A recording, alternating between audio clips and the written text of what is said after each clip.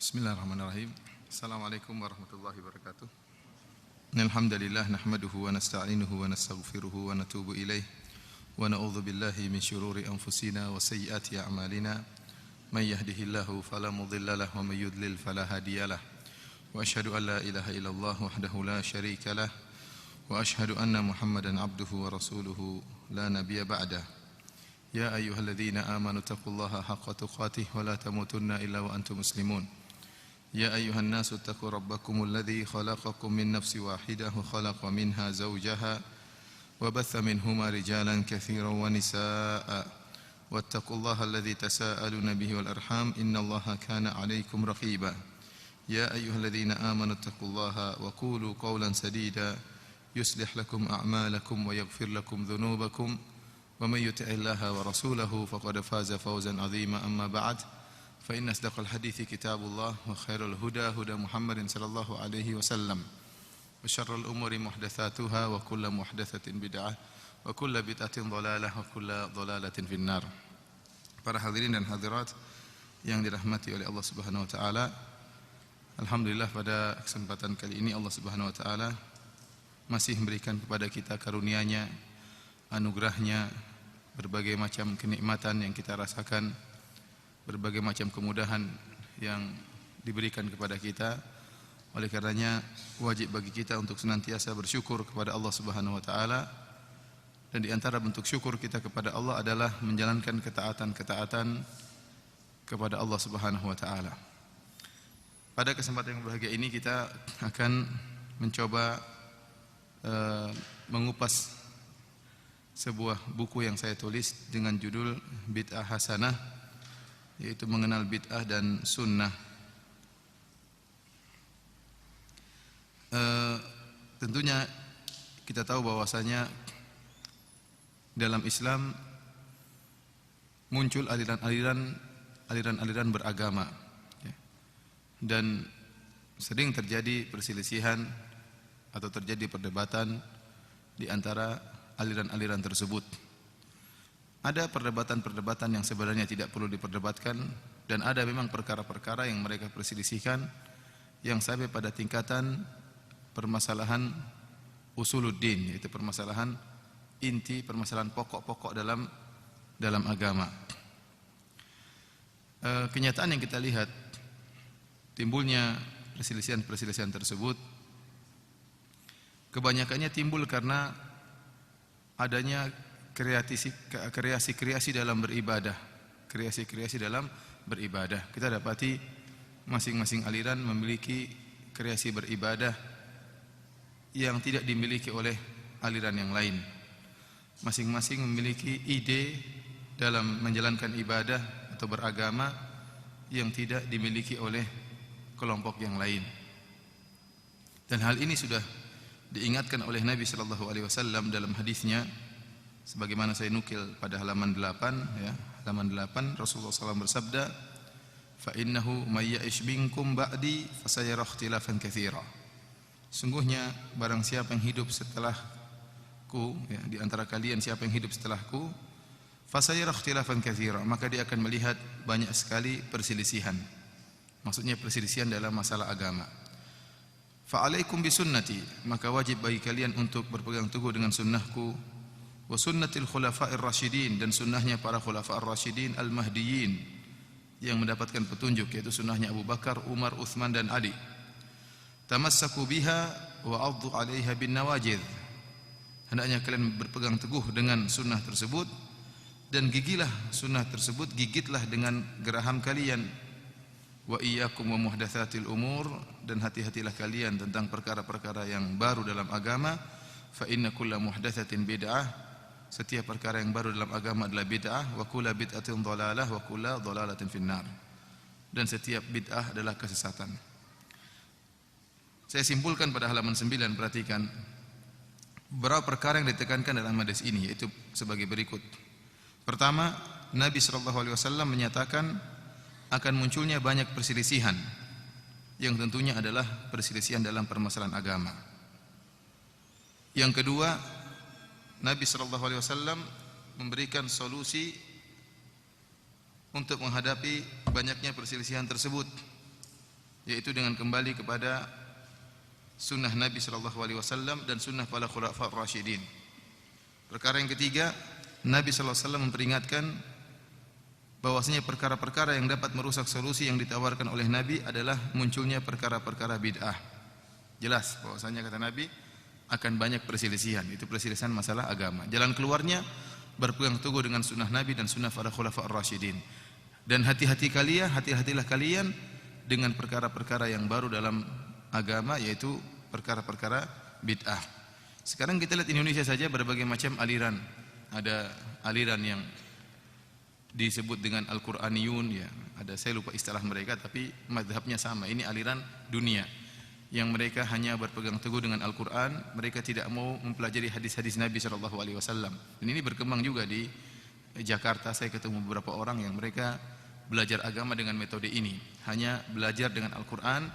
Adapun hadis-hadis tidak mereka anggap, tidak dianggap sebagai sumber hukum, dan ini tentunya aliran yang sesat, ya, karena Islam dibangun di atas Al-Quran dan hadis-hadis Nabi SAW.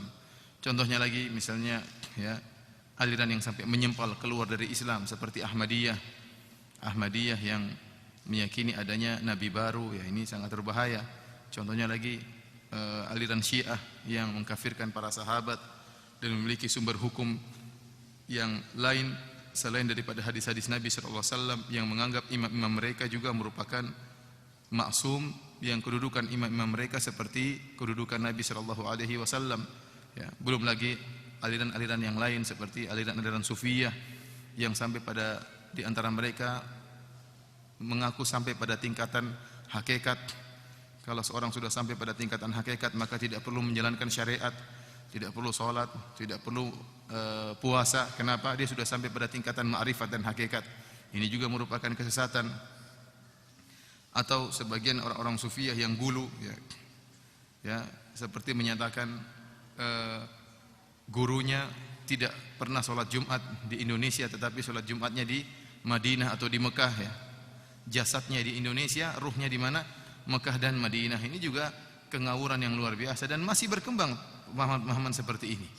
Ya, berdasarkan saya berjalan-jalan berdakwah, saya masih dapati pemahaman seperti ini dan berkembang dan memiliki pengikut yang banyak. Ya. Baru-baru saya sempat berkunjung suatu kota, ada seorang tokoh sufi seperti itu. Dia tidak pernah dilihat sholat Jumat. Ya. Murid-muridnya berkata sholat Jumatnya di Mekah dan Madinah. Akhirnya ada seorang yang ngeyel, satu orang Arab.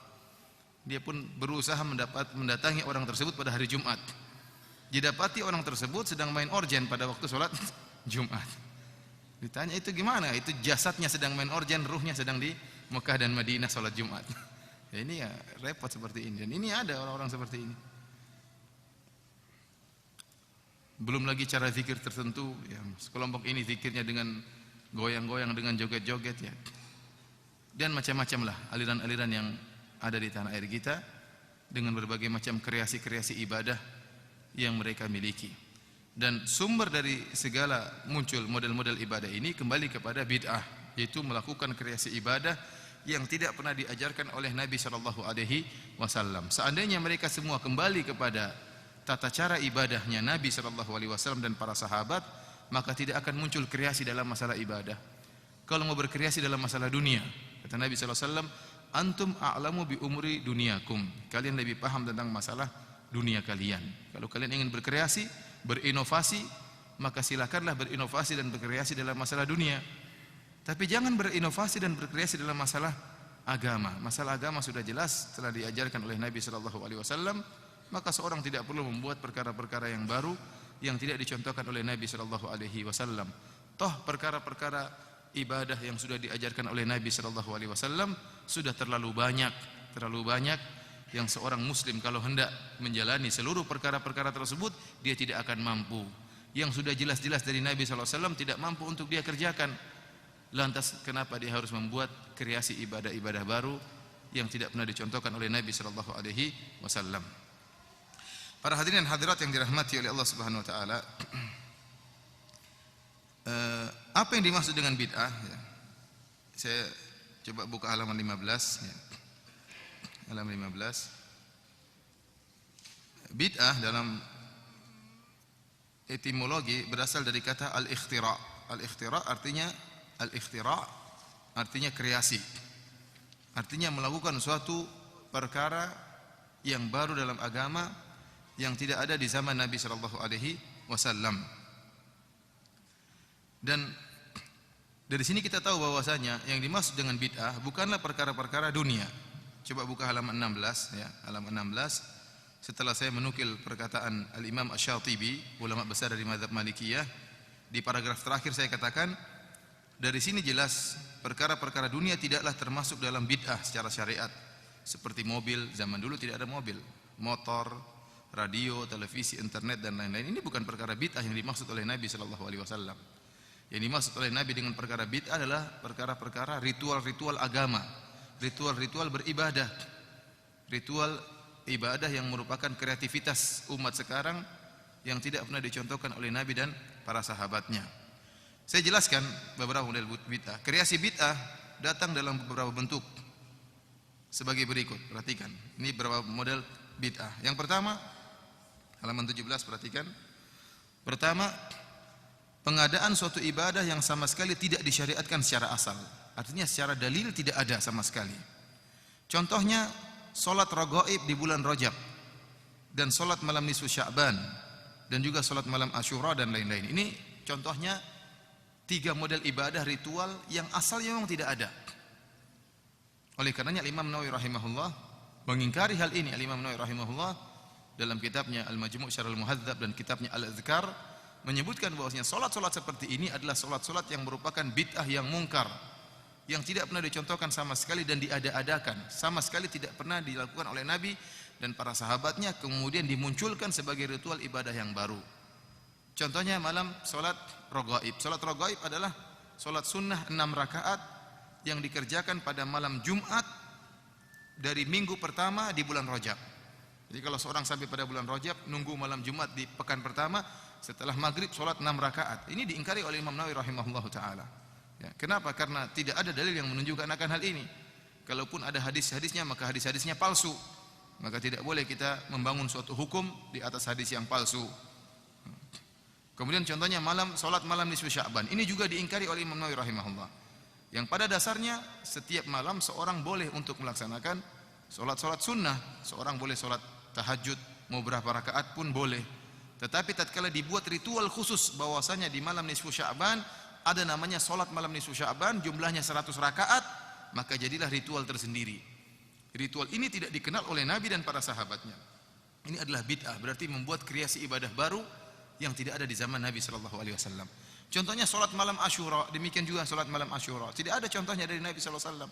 Kenapa kita membuat khusus salat malam Asyura sementara Nabi sallallahu alaihi wasallam dan para sahabatnya tidak pernah melakukannya dan tidak pernah mengajarkannya dan tidak pernah menganjurkannya.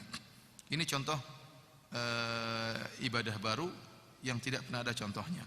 Sebagaimana sering saya sampaikan juga, contohnya misalnya salat 2 rakaat setelah sa'i.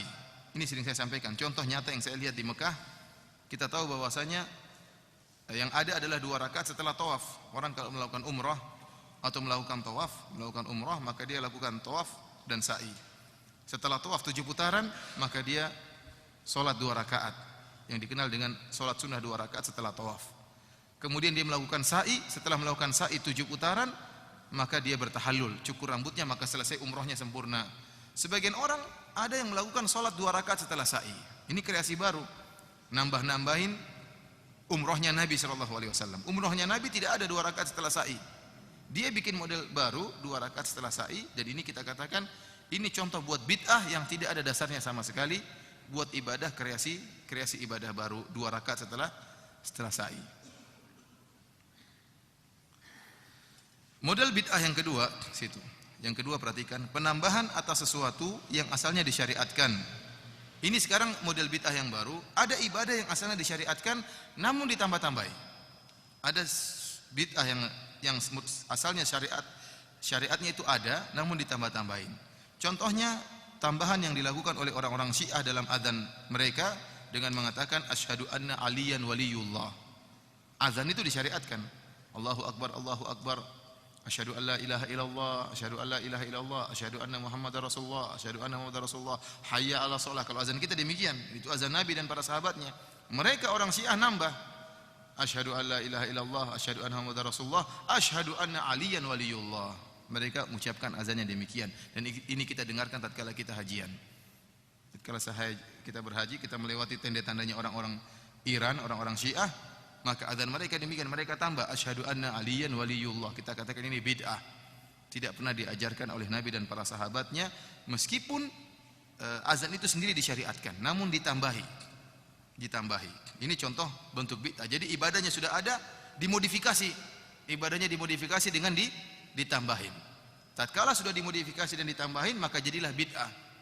Perkara baru dalam agama yang di zaman Nabi SAW dan para sahabatnya tidak ada. Demikian juga misalnya menambah azan dan iqamat dalam sholat id. Menambah azan dan iqamat, kita tahu sholat id disyariatkan, tetapi sholat id yang disyariatkan tanpa ada azan dan iqamat. Kalau ada orang nambah-nambah azan dan iqamat, maka dia telah melakukan bid'ah, yaitu mengkreasikan, memodifikasikan ibadah yang sudah ada, dimodifikasi dengan tambahan azan dan iqamat.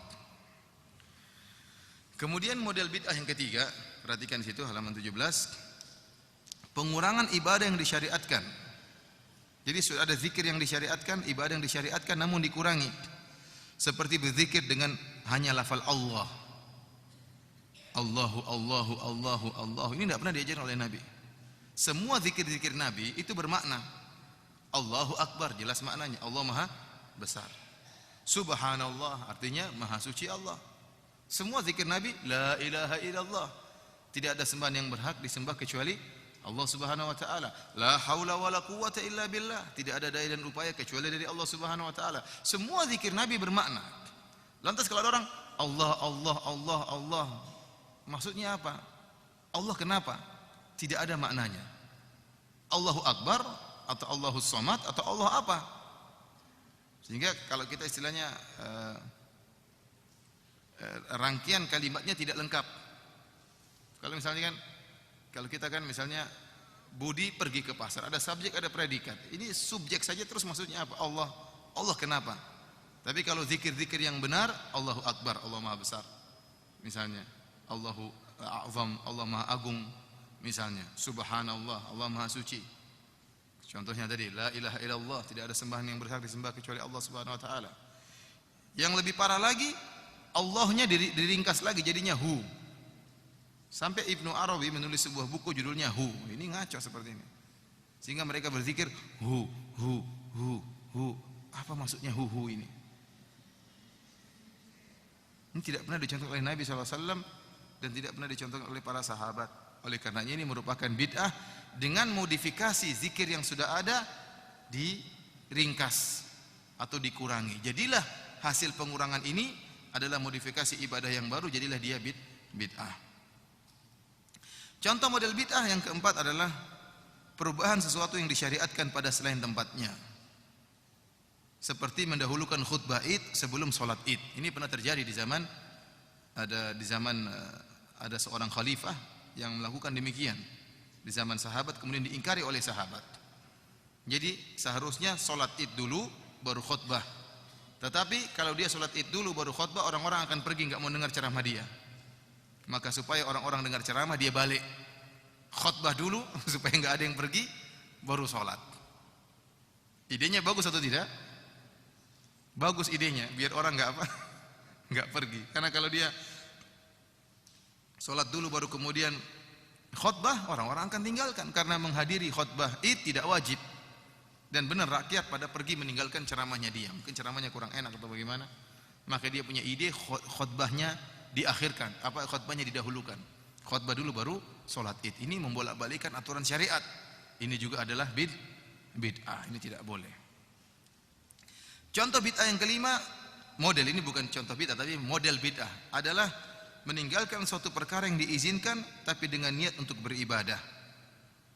Contohnya seorang yang tidak mau nikah dalam rangka untuk beribadah. Dia meyakini bahwasanya bujangan itu ibadah. Ini salah. Seorang boleh-boleh saja bujangan, boleh. Dia tidak nikah, boleh-boleh saja. Ya orang, tapi tatkala dia meyakini bujangan itu adalah suatu ibadah, maka ini jadilah bid'ah. Rasulullah SAW mengatakan, wa ana atazawwajun nisa, dan aku menikahi para wanita Faman raghiba an sunnati falaysa minni. Barang siapa yang benci dengan sunnahku, yaitu di antaranya pernikahan, maka dia bukan dari golonganku. Oleh karenanya Nabi sallallahu alaihi wasallam mengingkari seorang sahabat yang mengatakan, atazilun nisa, saya akan meninggalkan para wanita, niat dia untuk beribadah. Maka ditegur oleh Nabi sallallahu alaihi wasallam. Contohnya makan daging tertentu boleh-boleh saja. Misalnya kita makan daging kambing, boleh atau tidak? Boleh.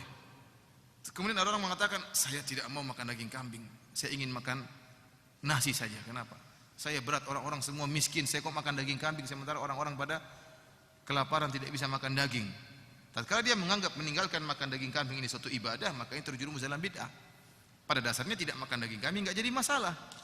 Namun tatkala disertai dengan keyakinan ini merupakan ibadah, maka ini terjerumus dalam bentuk bid'ah. Inilah para hadirin rahmatillah subhanahu wa ta'ala, bentuk-bentuk kreasi dalam ibadah ya. Jadi kita sebutnya tadi ada 5 model. Pertama, membuat kreasi itu, mengkreasikan satu ibadah baru. Yang kedua, menambahi ibadah yang sudah disyariatkan. Yang ketiga, mengurangi ibadah yang sudah disyariatkan. Kemudian yang keempat, memajukan atau memundurkan, berubah-ubah aturan suatu ibadah ya. Harusnya salat dulu baru khutbah, dibalik khutbah dulu baru salat. Dan yang kelima adalah meninggalkan suatu perkara yang mubah namun disertai dengan keyakinan itu merupakan ibadah. Seperti misalnya tadi kita katakan adalah meninggalkan menikah, yaitu membujang, namun dengan keyakinan bahwasanya memujang itu merupakan ibadah. Kemudian pembahasan berikutnya para hadirin dan hadirat, halaman 18, pembahasan tentang agama ini telah sempurna. Ayat yang mulia yang turun di akhir hayat Nabi sallallahu alaihi wasallam tatkala Nabi melaksanakan haji wada di padang Arafah, yaitu firman Allah Subhanahu wa taala, "Al-yauma akmaltu lakum dinakum wa atmamtu 'alaikum ni'mati wa raditu lakumul Islam madina." Pada hari ini telah aku sempurnakan bagi kalian agama kalian, dan aku telah sempurnakan bagi kalian anugerahku, dan aku ridha bagi kalian Islam sebagai agama. Ini ayat turun tatkala Nabi di haji wada di padang Arafah. Sampai-sampai seorang Yahudi pernah datang menemui Umar bin Khattab radhiyallahu taala anhu. Orang Yahudi tersebut mengatakan, "Wahai Umar, sungguhnya saya ada sebuah ayat dalam Al-Qur'an. Lau nazalat ayatun fi kitabikum, lau nazalat alaina ma'syara al-yahud, la takhadnaha 'idan." Kata orang Yahudi ini, "Wahai Umar, ada sebuah ayat di Al-Quran, kalau seandainya ayat tersebut turun bagi kami akan jadikan dia sebagai hari perayaan." Ayat tersebut adalah ini, "Al-yauma akmaltu lakum dinakum." Pada hari ini telah aku sempurnakan agama kalian bagi kalian. Tatkala turun ayat ini berarti agama telah sempurna. Agama telah sempurna ya, sebagaimana perkataan Al-Imam Malik rahimahullahu taala, "Fama lam yakun yauma idzin dinan falan yakun al-yauma dina." Maka apa yang di zaman Nabi tatkala turun ayat ini bukan agama, maka sekarang juga bukan agama. Ya, kenapa? Sudah sempurna. Berarti tidak ada tambahan lagi. Namanya sudah sempurna itu air sudah penuh. Dalam gelas air sudah penuh, berarti sudah sempurna pengisian gelas ini. Kalau ditambah lagi akan tumpah. Maka apa yang di zaman Nabi merupakan agama, maka zaman sekarang juga pasti tetap merupakan agama. Kalau di zaman Nabi jilbab itu agama, zaman sekarang jilbab juga agama. Dan sebaliknya, apa yang di zaman Nabi bukan agama, zaman sekarang juga bukan agama. Kalau di zaman Nabi ada suatu perkara tidak dianggap sebagai agama, maka zaman sekarang juga bukan agama. Dan ini kaidah yang sangat indah yang diucapkan oleh Al-Imam Malik rahimahullahu taala. Dan ini konsekuensi dari agama sudah sempurna. Sudah lengkap, sudah sempurna. Kalau seandainya ada di zaman Nabi bukan agama, kemudian sekarang jadi agama, berarti agama belum sempurna. Berarti agama belum sempurna. Coba halaman 23, buka halaman 23. Saya bahas tentang konsekuensi buruk dari melakukan ibadah, melakukan bid'ah. Konsekuensi buruk dari melakukan bid'ah yang dianggap hasanah, dianggap baik. Antara lain sebagai berikut. Yang pertama, halaman 23 saya katakan konsekuensi buruk. Orang yang melakukan bid'ah, melakukan kreasi baru dalam agama, berarti ia telah menuduh kurangnya agama Islam. Padahal menuduh Allah belum menyempurnakan agama Islam, karena menurutnya masih ada kesempatan untuk menambah-nambah dalam agama ini.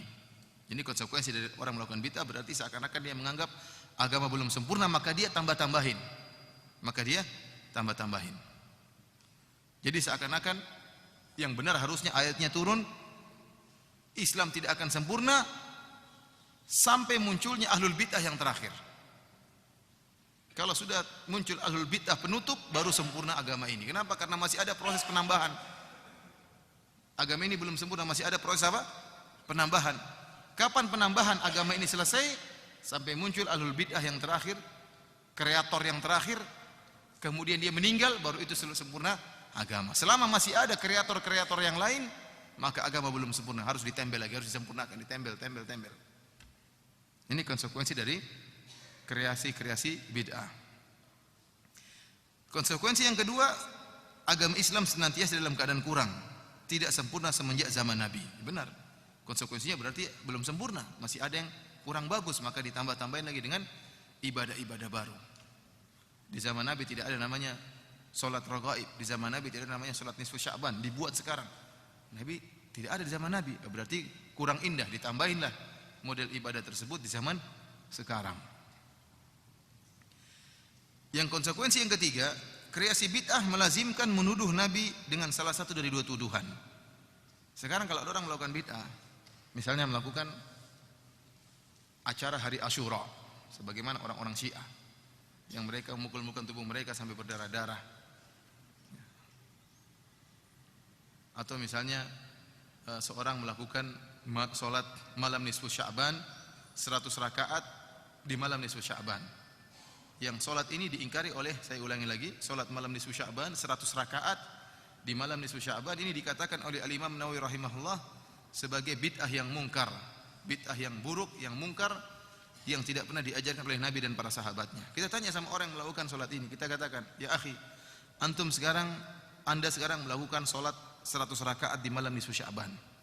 Amalan ini diketahui oleh Nabi atau tidak? Cuma ada dua jawabannya, Nabi tahu atau Nabi tidak tahu. Kita katakan, kalau Nabi, dia akan menjawab Nabi tahu. Kemungkinan pertama dia akan mengatakan Nabi tahu ada amalan ini. Kita bilang kalau Nabi tahu, kenapa Nabi tidak ajarkan? Kenapa Nabi tidak lakukan? Berarti ada agama yang Nabi sembunyikan.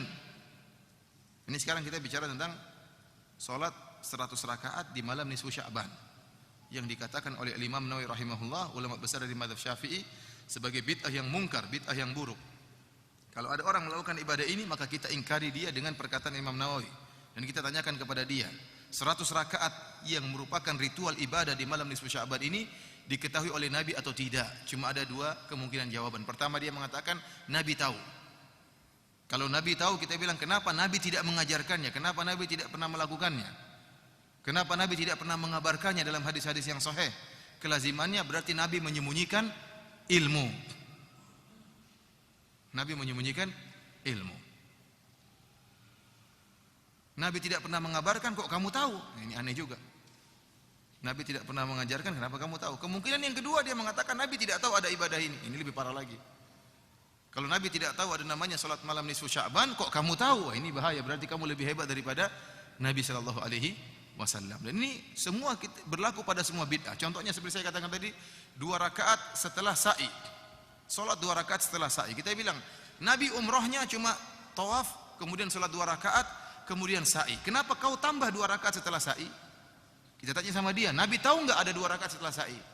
Maka jawaban pertama, kemungkinan pertama dia mengatakan Nabi tahu.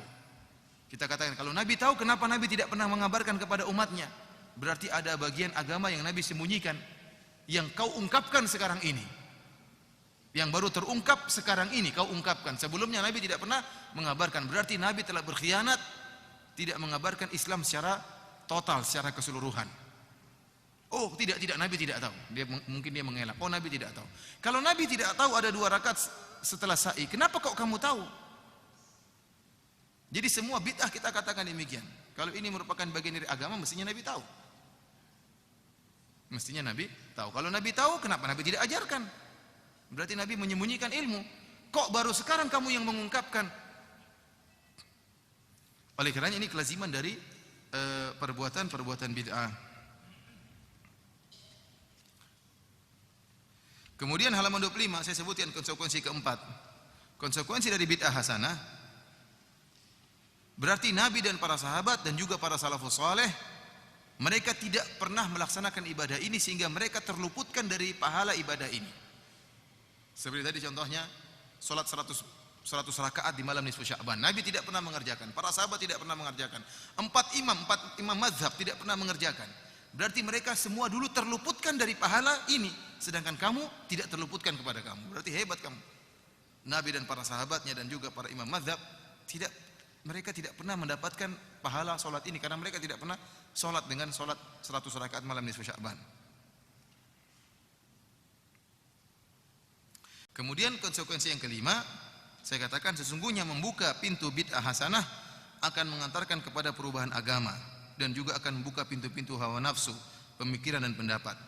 Karena seluruh pelaku bid'ah akan berkata, apa yang aku bawa ini adalah perkara yang baik. Dan ini konsekuensinya demikian. Ini benar. Kalau orang-orang bebas melakukan bid'ah, maka tidak ada yang bisa kita ingkari. Ada yang bikin solat ini, ada yang bikin solat anu, ada yang bikin zikir ini. Zikirnya gimana? Hu.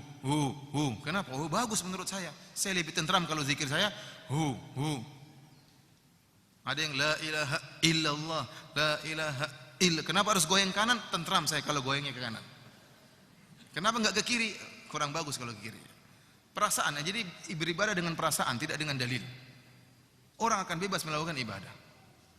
Saya mau bikin solat misalnya tahiyatul masjid berjamaah. Pingin solat tahiyatul masjid berjamaah biar keren. Kita nggak bisa ngelarang. Menurut saya bagus. Kalau kita buka pintu ini, pintu kreasi dalam ibadah ini, maka akan membuka berbagai macam ritual agama sehingga akan mematikan sunnah yang sebenar-benarnya merupakan ajaran Nabi Shallallahu Alaihi Wasallam. Akan muncul macam-macam solat. Ya. Akan muncul macam-macam solat, tata cara solat yang tidak pernah diajarkan oleh Nabi Shallallahu Alaihi Wasallam, tata cara zikir yang tidak pernah diajarkan oleh Nabi Shallallahu Alaihi Wasallam, tata cara berakidah keyakinan yang tidak pernah diajarkan oleh Nabi Shallallahu Alaihi Wasallam, dan setiap kita katakan dia akan mengatakan ini baik. Oleh karena saya katakan orang yang membolehkan melakukan bid'ah dalam agama dia tidak bakalan bisa mengingkari pelaku bid'ah yang lain, tidak akan bisa dia ingkari. Contohnya orang-orang yang melakukan bid'ah seperti sholat malam nisfu Sya'ban 100 rakaat. Dia tidak akan bisa membantah orang-orang Syiah yang melakukan hari Asyura dengan memukul-mukulkan tubuh mereka dengan pedang dan rantai-rantai sehingga berlumuran darah di kepala mereka dan badan-badan mereka. Kenapa? Sholat malam nisfu Sya'ban sama acara orang-orang Syiah yang membuat tubuh mereka berdarah sama-sama bid'ah, sama-sama kreasi. Maka mereka yang melakukan sholat malam nisfu Sya'ban ini tidak bisa mengingkari orang-orang Syiah. Kenapa? Kalau orang Syiah ditanya, kenapa kalian melakukan hal ini? Ini kebodohan, mukul-mukul tubuh sampai keluar darah ini merupakan kebodohan.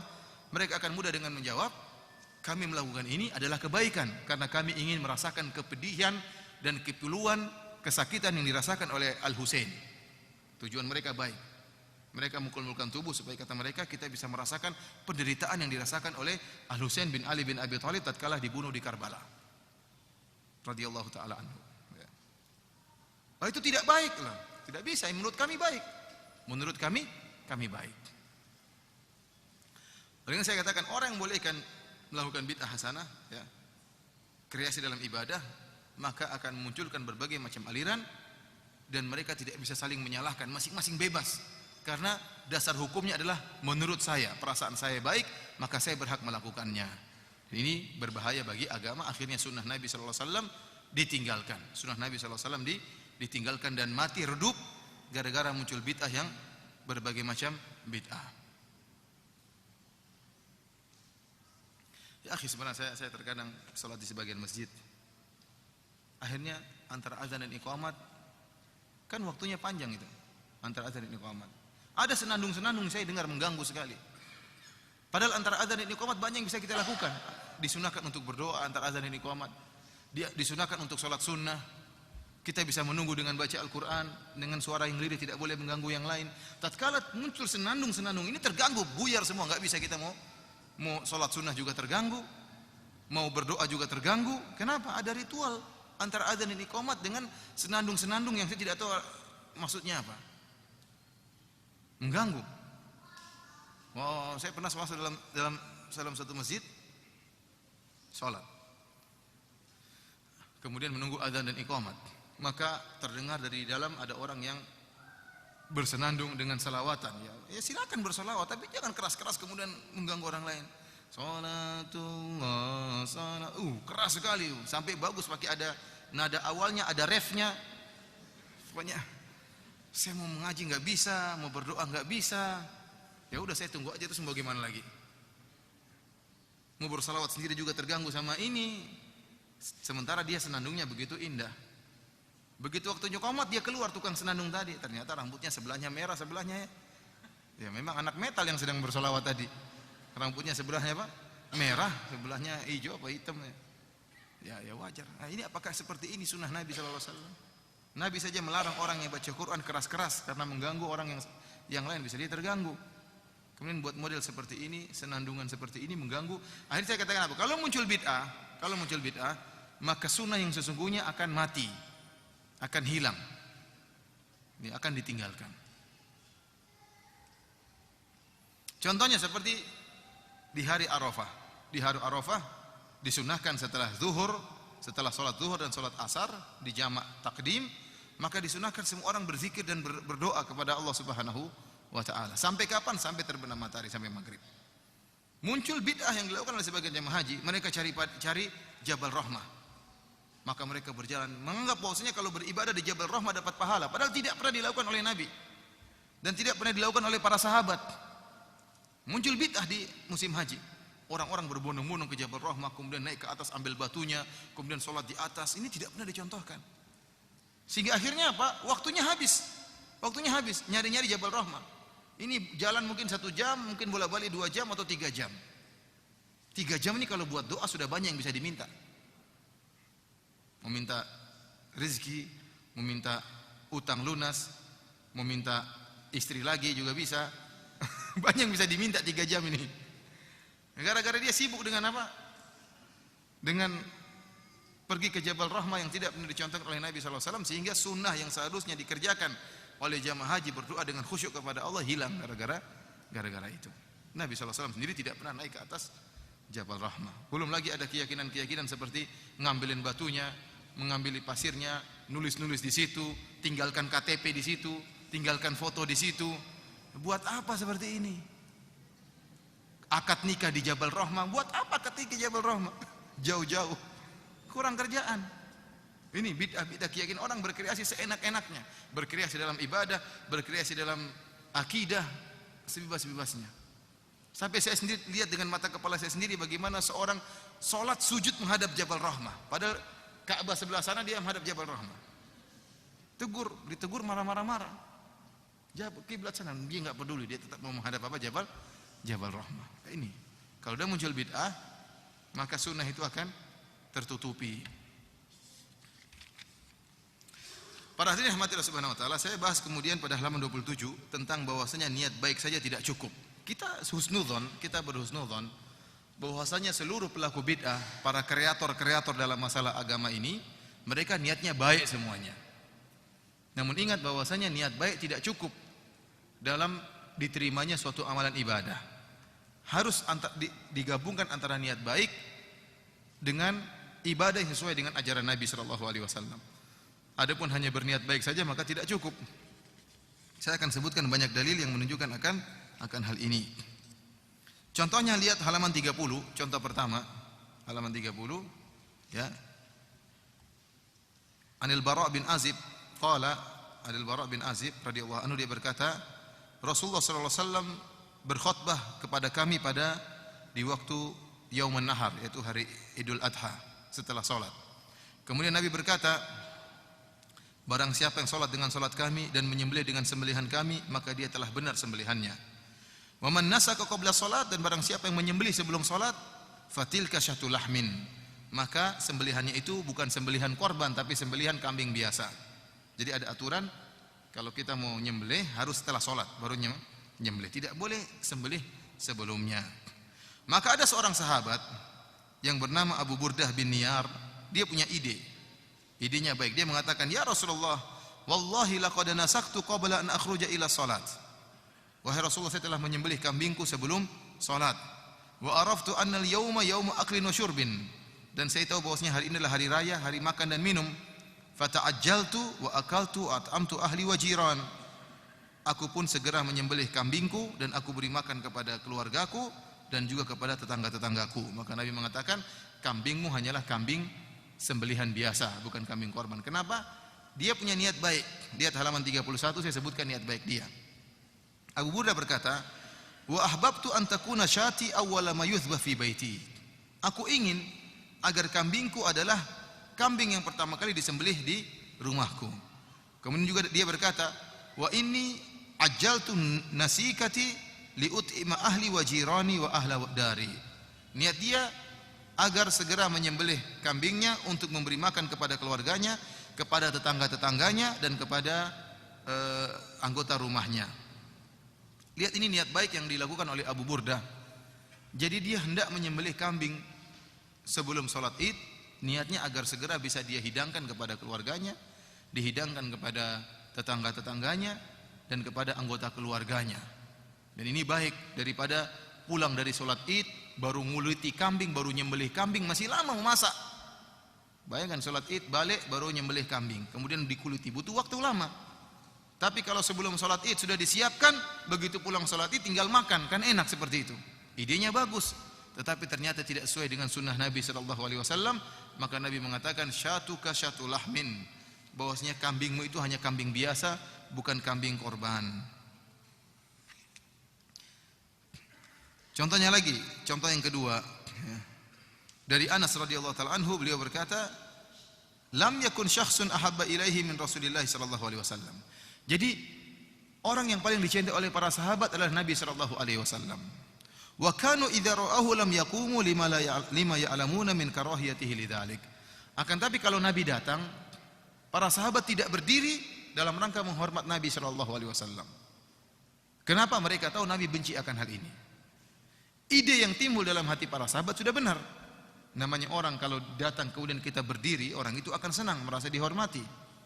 Dan itu juga terbetik dalam hati-hati para sahabat, dan mereka ingin berdiri menyambut kedatangan Nabi, menghormati Nabi.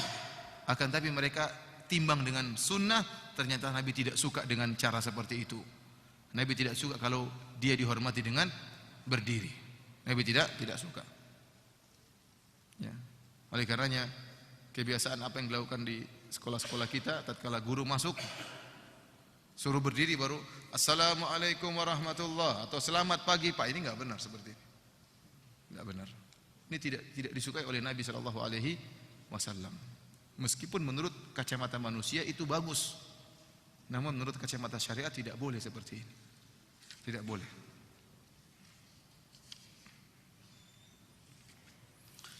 Contoh lagi, seperti contoh ketiga tentang kisah 3 orang sahabat yang datang menemui istri-istri Nabi bertanya tentang ibadah Nabi. Kemudian 3 orang sahabat ini ka'annahum taqaluha, tatkala disebutkan Nabi salatnya sekian rakaat, Nabi bangun malam kemudian salat, maka mereka menganggap salat Nabi sedikit sepertinya. Kenapa mereka mengatakan Nabi ibadahnya segitu wajar karena dia sudah dijamin masuk surga, telah diampuni dosa-dosanya yang telah lalu dan telah datang. Adapun kita belum tentu masuk surga. Kalau begitu logikanya ibadah kita harus lebih banyak daripada Nabi. Tentu perhatikan logika ini ya. Ini hadis yang diriwayatkan oleh Bukhari dan Muslim ya. Jadi kisah tentang 3 sahabat, di antara sahabat tersebut adalah Ali bin Abi Thalib ya. Sahabat-sahabat yang mulia. Kemudian Abdullah bin Amr bin As dan Utsman bin Maz'un. Jadi 3 sahabat yang datang menemui Nabi, 3 sahabat yang mulia. Pertama Ali bin Abi Thalib, yang kedua Abdullah bin Amr bin As, yang ketiga Utsman bin Maz'un. 3 sahabat ini datang menemui istri Nabi bertanya, wahai istri-istri Nabi, bagaimana ibadahnya Nabi tatkala di rumah? Maka istri Nabi menjelaskan, Nabi salatnya sekian rakaat atau Nabi bangunnya jam sekian. Jadi dijelaskan tentang ibadah Nabi. Tatkala mereka mendengar penjelasan tentang ibadah Nabi, faka'annahum taqaluha. Menurut mereka ibadah Nabi itu sedikit. Bukanlah maksud mereka untuk mencela ibadah Nabi, namun mereka bandingkan dengan diri mereka. Kata mereka, Nabi Muhammad SAW telah dijamin masuk surga, ibadahnya segitu. Kalau begitu kita harus lebih banyak. Ini logika yang benar. Logika yang benar. Kalau Nabi sudah dijamin masuk surga, ibadahnya misalnya sekian, maka kita harusnya lebih lagi, karena kita tidak terjamin masuk surga. Kalau Nabi yang setiap dosanya diampuni oleh Allah ibadahnya sekian, maka kita yang tidak jelas dosanya diampuni atau tidak, maka ibadah kita harus lebih banyak. Ini logika yang benar. Maka akhirnya mereka bertekad. Maka yang satu mengatakan, ana sa'asum wala uftir, saya akan puasa terus dan saya tidak akan berbuka. Supaya masuk surga, saya akan berpuasa terus dan tidak akan berbuka. Yang satu mengatakan, usallil lail wala akum wala anam, saya akan salat malam terus dan saya tidak tidur. Bagus idenya, semangat. Yang ketiga mengatakan, a'tazilun nisa, saya akan meninggalkan para wanita, saya akan membujang dalam rangka untuk beribadah. Ini ide mereka muncul setelah mereka mengolah logika mereka. Kalau Nabi saja sudah masuk surga, solatnya sekian, maka harus saya lebih. Karena saya lebih tidak terjamin, maka ibadah saya harus lebih. Maka sampailah kabar ini kepada Nabi SAW. Maka Nabi tegur mereka. Nabi tidak mengatakan, ayo puasa terus, insya Allah kuat. Tidak. Nabi tidak mengatakan, ayo salat malam, enggak usah tidur, insya Allah kuat. Kalau orang tekad maka kuat. Sudah kamu membujang aja supaya bisa rajin ibadah. Nabi tidak mengatakan demikian. Tapi Nabi bantah satu persatu. Nabi mengatakan, saya fa inni atqakum lillahu akhsyakum. Aku adalah orang yang paling bertakwa kepada Allah dan yang paling khasyah, yang paling takut kepada Allah Subhanahu wa taala. Walakin asum wa uftir, tapi saya berpuasa dan saya berbuka. Wa usallil lail wa anam, saya salat malam dan saya tidur. Wa atazawwajun nisa, dan saya menikahi para wanita. Faman raghiba an sunnati falaysa minni, barang siapa yang membenci sunnahku maka bukan dari golonganku. Lihat di sini, ternyata niat baik kalau tidak sesuai dengan sunnah Nabi maka tertolak. Maka tertolak. Ide yang bagus, ide yang cemerlang tidak sesuai dengan sunnah Nabi maka tertolak. Contoh keempat, Al-Imam Abu Daud As-Sijistani dalam Sunan Abu Daudnya, dalam sunannya meriwayatkan dengan sanad yang hasan dari Mujahid. Dia berkata, kuntu ma Ibnu Umar fa thawwaba rajulun fi adh-dhuhri aw al-'asr fa qala ukhruj bina fa inna hadhihi bid'ah. Jadi suatu saat Ibnu Umar masuk di masjid. Biasa di masjid dikumandangkan azan, azan zuhur atau azan asar, azan yang ma'ruf.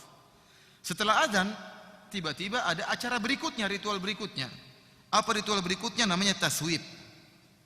Taswib adalah, coba halaman 39, Al-Aini menjelaskan namanya taswib, yaitu maksud dari seorang melakukan taswib pada zuhur, yaitu orang tersebut keluar ke pintu masjid dan menyeru, solatlah, semoga Allah merahmati kalian. Jadi selain azan, ada acara berikutnya. Seorang di depan pintu masjid kemudian mengatakan, as-salata rahimakumullah, as-salata rahimakumullah. Panggilan bagus. Ayo salat, semoga Allah merahmati kalian.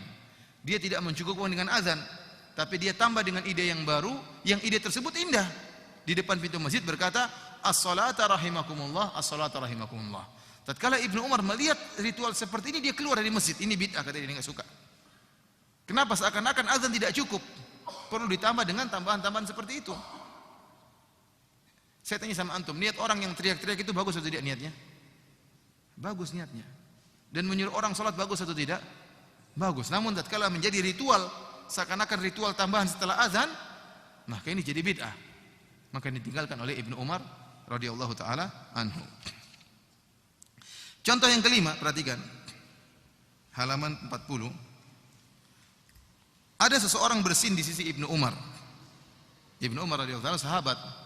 Ada seorang bersin di sisi Ibnu Umar, lalu ia berkata, alhamdulillahi wassalamu ala rasulillah.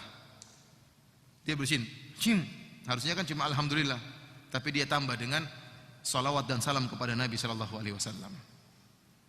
Jadi, alhamdulillah sallallahu alaihi wasallam. Ada tambah apa? Salawatnya. Diingkari oleh Ibnu Umar. Maka Ibnu Umar mengatakan, ma hakadha allamana Rasulullah sallallahu alaihi wasallam. Nabi tidak mengajarkan kepada kita seperti ini. Tetapi Nabi mengajarkan cuma alhamdulillah ala kulli hal. Lihat di sini, orang yang bersin tersebut niatnya baik. Maka dia bersin, setelah bersin dia mengucapkan alhamdulillah, kemudian dia bersolawat kepada Nabi sallallahu alaihi wasallam. Dan kita tahu bahwasanya solawat kepada Nabi dianjurkan. Namanya bersolawat kepada Nabi dianjurkan, kapan saja dianjurkan untuk bersolawat. Namun yang jadi masalah tatkala solawat ini dijadikan ritual sebagai zikir setelah bersin. Tatkala salawat ini dijadikan ritual sebagai zikir setelah bersin, maka jadilah bid'ah. Sesungguhnya orang boleh bersalawat kapan saja, mau bersalawat sebelum bersin, mau bersalawat setelah bersin, mau salawat sebelum makan, sudah makan, mau di jalan bersalawat, mau di masjid bersalawat, di mana-mana saja bersalawat boleh. Dan Allah perintahkan kepada umat manusia untuk bersalawat kepada Nabi Muhammad sallallahu alaihi wasallam. Ya ayyuhalladzina amanu shallu alaihi wa sallimu taslima. Wahai orang yang beriman, bersalawatlah dan bersalamlah kalian kepada Nabi sallallahu alaihi wasallam. Ini asalnya, boleh bersalawat kapan saja. Namun tatkala salawat tersebut dijadikan ritual khusus setelah bersin, sebagai zikir setelah bersin, maka jadilah dia bid'ah. Setiap orang bersin, Hashim, alhamdulillah, Allahumma sholli ala Muhammad. Ini jadi bid'ah. Kenapa? Kata Ibnu Umar, Rasulullah tidak pernah mengajarkan kami seperti ini. Rasulullah SAW hanya mengajarkan cuma mengucapkan alhamdulillahi rabbil alamin. Oleh karenanya para hadirin rahmati oleh Allah Subhanahu wa taala, Ibnu Hajar berkata, lihat halaman 41. Ibnu Hajar membantah bid'ah yang dilakukan oleh sebagian orang. Beliau mengatakan, dan tidak ada asalnya apa yang biasa dilakukan oleh banyak orang, yaitu setelah bersin mereka menyempurnakan membaca surat Al-Fatihah. Jadi setelah Hashim, alhamdulillahirabbil alamin arrahmanir rahim maliki yaumiddin iyyaka na'budu wa iyyaka nasta'in ihdinas siratal mustaqim siratal ladzina an'amta 'alaihim ghairil maghdubi 'alaihim waladdallin amin. Saya tanya sama antum, baca Al-Fatihah baik atau tidak? Kapan saja baik atau tidak? Kapan saja baik. Namun tatkala dijadikan ritual setelah bersin, ini tidak baik. Kenapa? Muncul ritual baru yang tidak dikenal oleh Nabi dan para sahabatnya. Kita bilang belum sempurna, lanjut. Harusnya bukan cuma Al-Fatihah juga, Al-Baqarah juga lanjut. Jadi setiap bersin, Hashim, alhamdulillahirabbil alamin waladdallin amin, alif lam mim dzalikal kitabul la raiba fihi. Kenapa enggak sekalian khatamkan Al-Qur'an setelah bersin? Oleh karenanya yang jadi masalah adalah membuat ritual-ritual baru yang menurut kita baik, namun ternyata tidak dikerjakan oleh Nabi sallallahu alaihi wasallam. Intinya niat baik itu tidak cukup. Karena kalau kita membuka pintu ini, orang akan berkreasi. Coba sekarang kita tahu bahwasanya misalnya seorang masuk masjid atau keluar masjid, apa doa keluar masjid?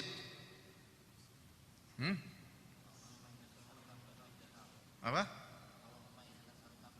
Allahumma inni as'aluka min fadlik. Kalau masuk masjid,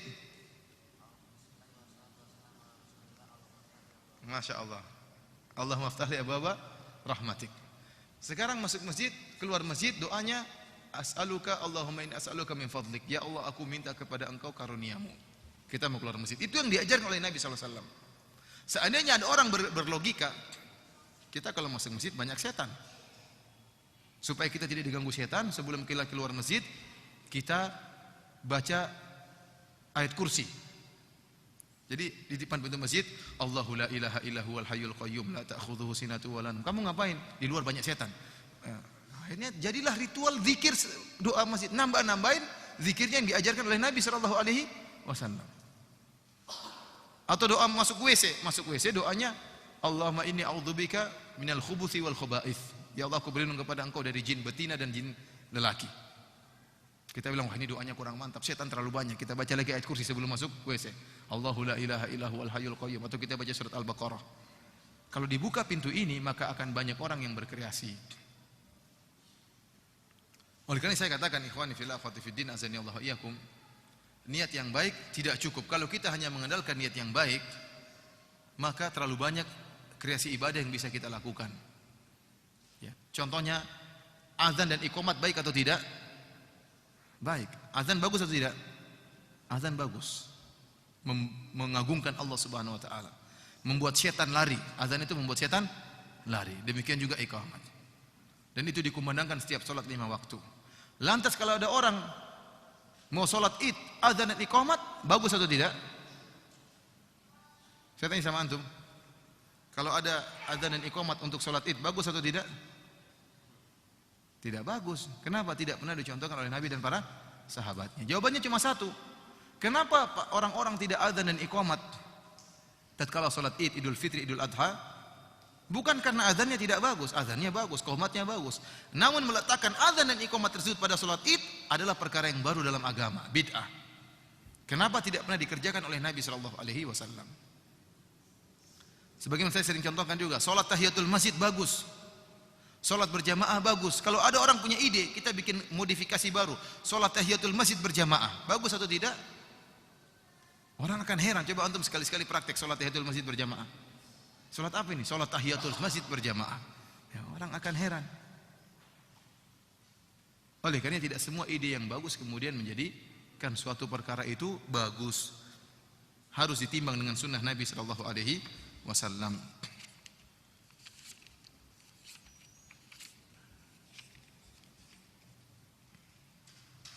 Demikian juga kalau seorang punya ide. Kan sholat 2 rakaat bagus. Bagaimana kalau ada seorang tawaf 7 putaran? Setiap tawaf, 1 kali tawaf sholat 2 rakaat. Tawaf berikutnya lagi sholat 2 rakaat. Tawaf berikutnya lagi sholat. Ini bagus atau tidak? Hah? Kalau ada orang ngeyel, kok kamu larang saya sholat? Saya sholat kapan saja boleh di Ka'bah. Setiap kali 1 putaran saya ingin sholat. Kenapa kau larang? Apa jawabannya? Jawabannya cuma satu, di zaman Nabi tidak dicontohkan. Itu jawabannya. Karena antum kalau debat tentang sholat itu buruk, nggak mungkin. Sholat itu bagus. Sholat itu sesuatu yang bagus, sujud kepada Allah Subhanahu Wa Taala. Tidak ada dalil kita, tidak ada hujah kita, tidak ada argumen kita untuk melarang dia kecuali satu argumen. Kita katakan Nabi tidak pernah melakukannya. Itu argumen itu. Kenapa? Agama telah sempurna. Oleh karena Imam Malik mengatakan apa yang di zaman Nabi bukan agama, sekarang juga bukan agama. Kalau seandainya ada sesuatu yang di zaman Nabi bukan agama, sekarang jadi agama, berarti agama belum sempurna, sehingga harus disempurnakan sekarang. Jadi saya ulangi, perkataan kita bahwasanya ini tidak pernah dikerjakan oleh Nabi, itu merupakan argumen yang sangat kuat.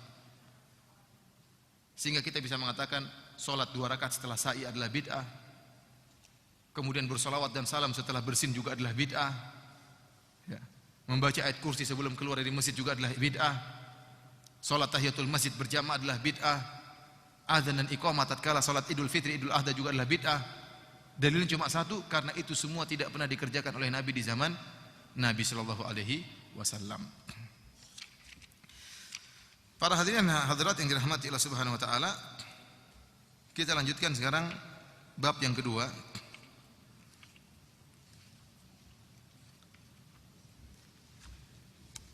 Saya beri judul semua bid'ah sesat.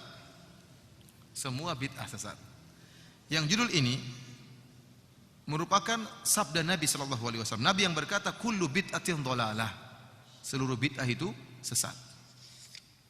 Dan Nabi mengatakan wa kullu dhalalatin finnar, dan setiap sesatan di neraka jahanam. Kalau ada yang mengatakan tidak semua bid'ah sesat, maka dia menyelisih sabda Nabi. Nabi yang mengatakan seluruh bid'ah sesat.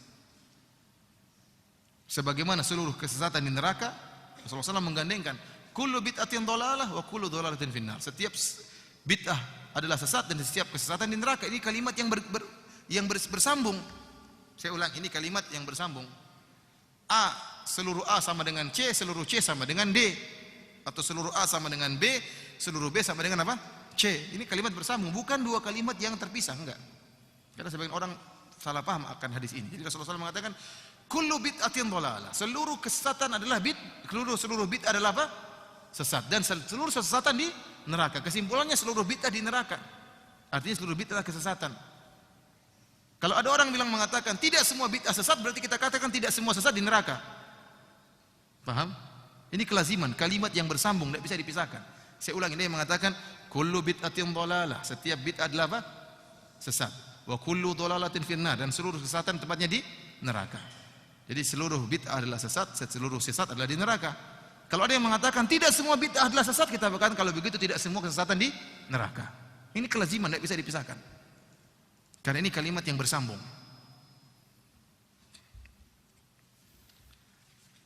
Namun kita tidak pungkiri.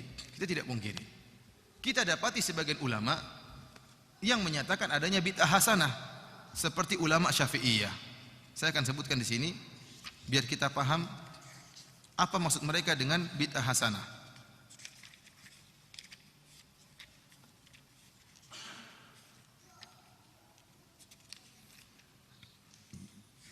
Coba buka halaman 70. Halaman 70. Kenapa mereka mengucapkan istilah bid'ah hasanah? Karena mereka memahami makna bid'ah adalah makna tersendiri.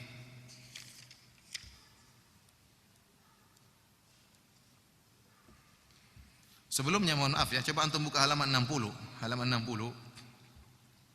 Ya. Ibnu Hajar Al-Asqalani, halaman 60, Ibnu Hajar Al-Asqalani dari ulama besar mazhab Syafi'i, dia berkata, dan muhdatsat, kata jamak dari muhdats, dan maksudnya adalah apa yang diada-adakan dan ia tidak memiliki asal dalil dalam syariat dan dinamakan dalam syariat dengan bid'ah. Kemudian beliau mengatakan bid'ah dalam syariat tercela. Perhatikan itu, bid'ah dalam syariat tercela berbeda dengan bid'ah dalam bahasa. Coba buka halaman 60. Dia mengatakan fal bid'atu fil urfi syar'i madhmumatun bi khilafil lughah. Jadi Imam Ibnu Hajar mengatakan seluruh bid'ah dalam syariat tercela, tidak ada yang terpuji. Berbeda bid'ah menurut bahasa. Kalau bid'ah menurut bahasa ada yang terpuji. Juga perkataan Ibnu Hajar Al-Haytami. Ibnu Hajar Al-Haytami, lihat dia mengatakan halaman 61 saya sebutkan, annal bid'ata syar'iyyata la takunu illa fi dhalalatan bi khilafil lughawiyyah. Bahwasanya bid'ah syar'iyyah pasti sesat, berbeda dengan bid'ah secara bahasa. Berbeda dengan bid'ah secara bahasa. Kita mendapati para ulama yang menyebutkan bid'ah hasanah, mereka mencampur adukan antara bid'ah bermakna syariat dengan bid'ah bermakna bahasa. Dari situlah muncul sebagian ulama Syafi'iyah mengatakan ada bid'ah hasanah. Namun bukan maksud mereka boleh berkreasi berbuat bid'ah, tidak. Kita buka nanti penjelasan mereka, lihat di sini halaman 70, coba perhatikan 70 71. Ulama yang sering dijadikan dalil untuk menunjukkan adanya bid'ah hasanah dari ulama Syafi'iyah seperti Al-Imam Al-Iz bin Abdissalam. Ini ulama besar dari mazhab Syafi'iyah.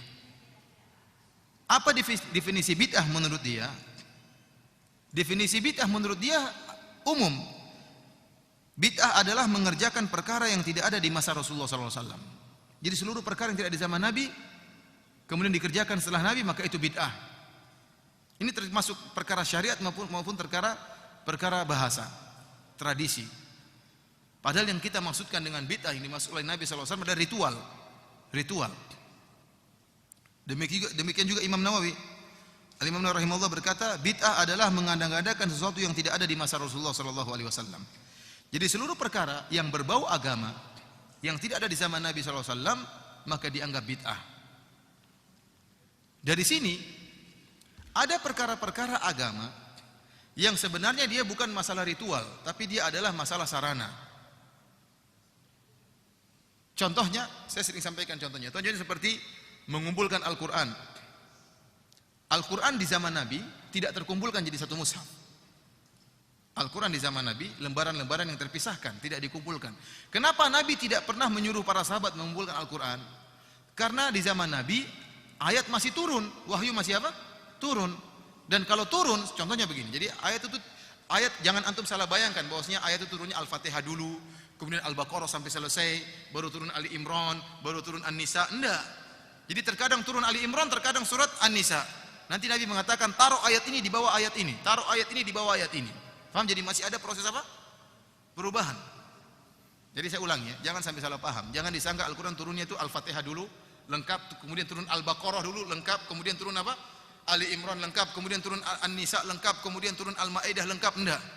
Jadi Al-Quran itu bukan sejarah dari awal sampai akhir sebagaimana sejarah Islam seperti surat dalam Al-Quran, tidak. Tetapi terkadang turun ayat dalam surat Al-Maidah, besoknya turun ayat dalam surat At-Taubah, bisa jadi. Tapi Nabi yang atur, kata Nabi, ayat ini taruh di bawah di surat At-Taubah, di bawah ayat ini. Ayat ini termasuk dari surat Al-Maidah, taruh di bawah ayat ini. Jadi aturannya bisa apa? Belakangan. Kalau kondisinya seperti ini, susah untuk kemudian dibukukan. Paham atau tidak? Karena bisa jadi turun ayat di tengah-tengah masuk dalam surat Al-Baqarah. Bisa jadi sebelum Nabi meninggal turun ayat masuk dalam surat Al-Maidah. Tiap seperti ayat Al-Yauma akmaltu lakum dinakum. Ayat terakhir turun dalam Al-Quran ternyata dia nomor 3 di surat Al-Maidah atau nomor 2. Ini paham atau tidak? Paham atau tidak? Saya ulangi lagi biar lebih paham. Jadi Al-Quranul Karim turunnya bukan Al-Fatihah ayat pertama, hari ini turun ayat pertama, besok turun ayat kedua, besok turun ayat ketiga, tidak. Kemudian setelah Al-Fatihah selesai turun surat Al-Baqarah, hari ini 10 ayat turun, ayat 1 sampai 10, besoknya ayat 11 sampai 20. Enggak begitu cara turunnya Al-Quran. Al-Quran turun berdasarkan kejadian-kejadian. Sehingga ayatnya terkadang hari ini turun surat Al-Maidah, bisa jadi besok turun surut misalnya juz amma. Tidak teratur. Tetapi pengaturannya Tapi pengaturannya Nabi yang atur.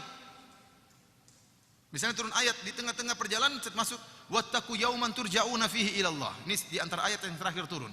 Takutlah kalian di hari di mana kalian akan dikembalikan kepada Allah. Takutlah kalian kepada hari kiamat.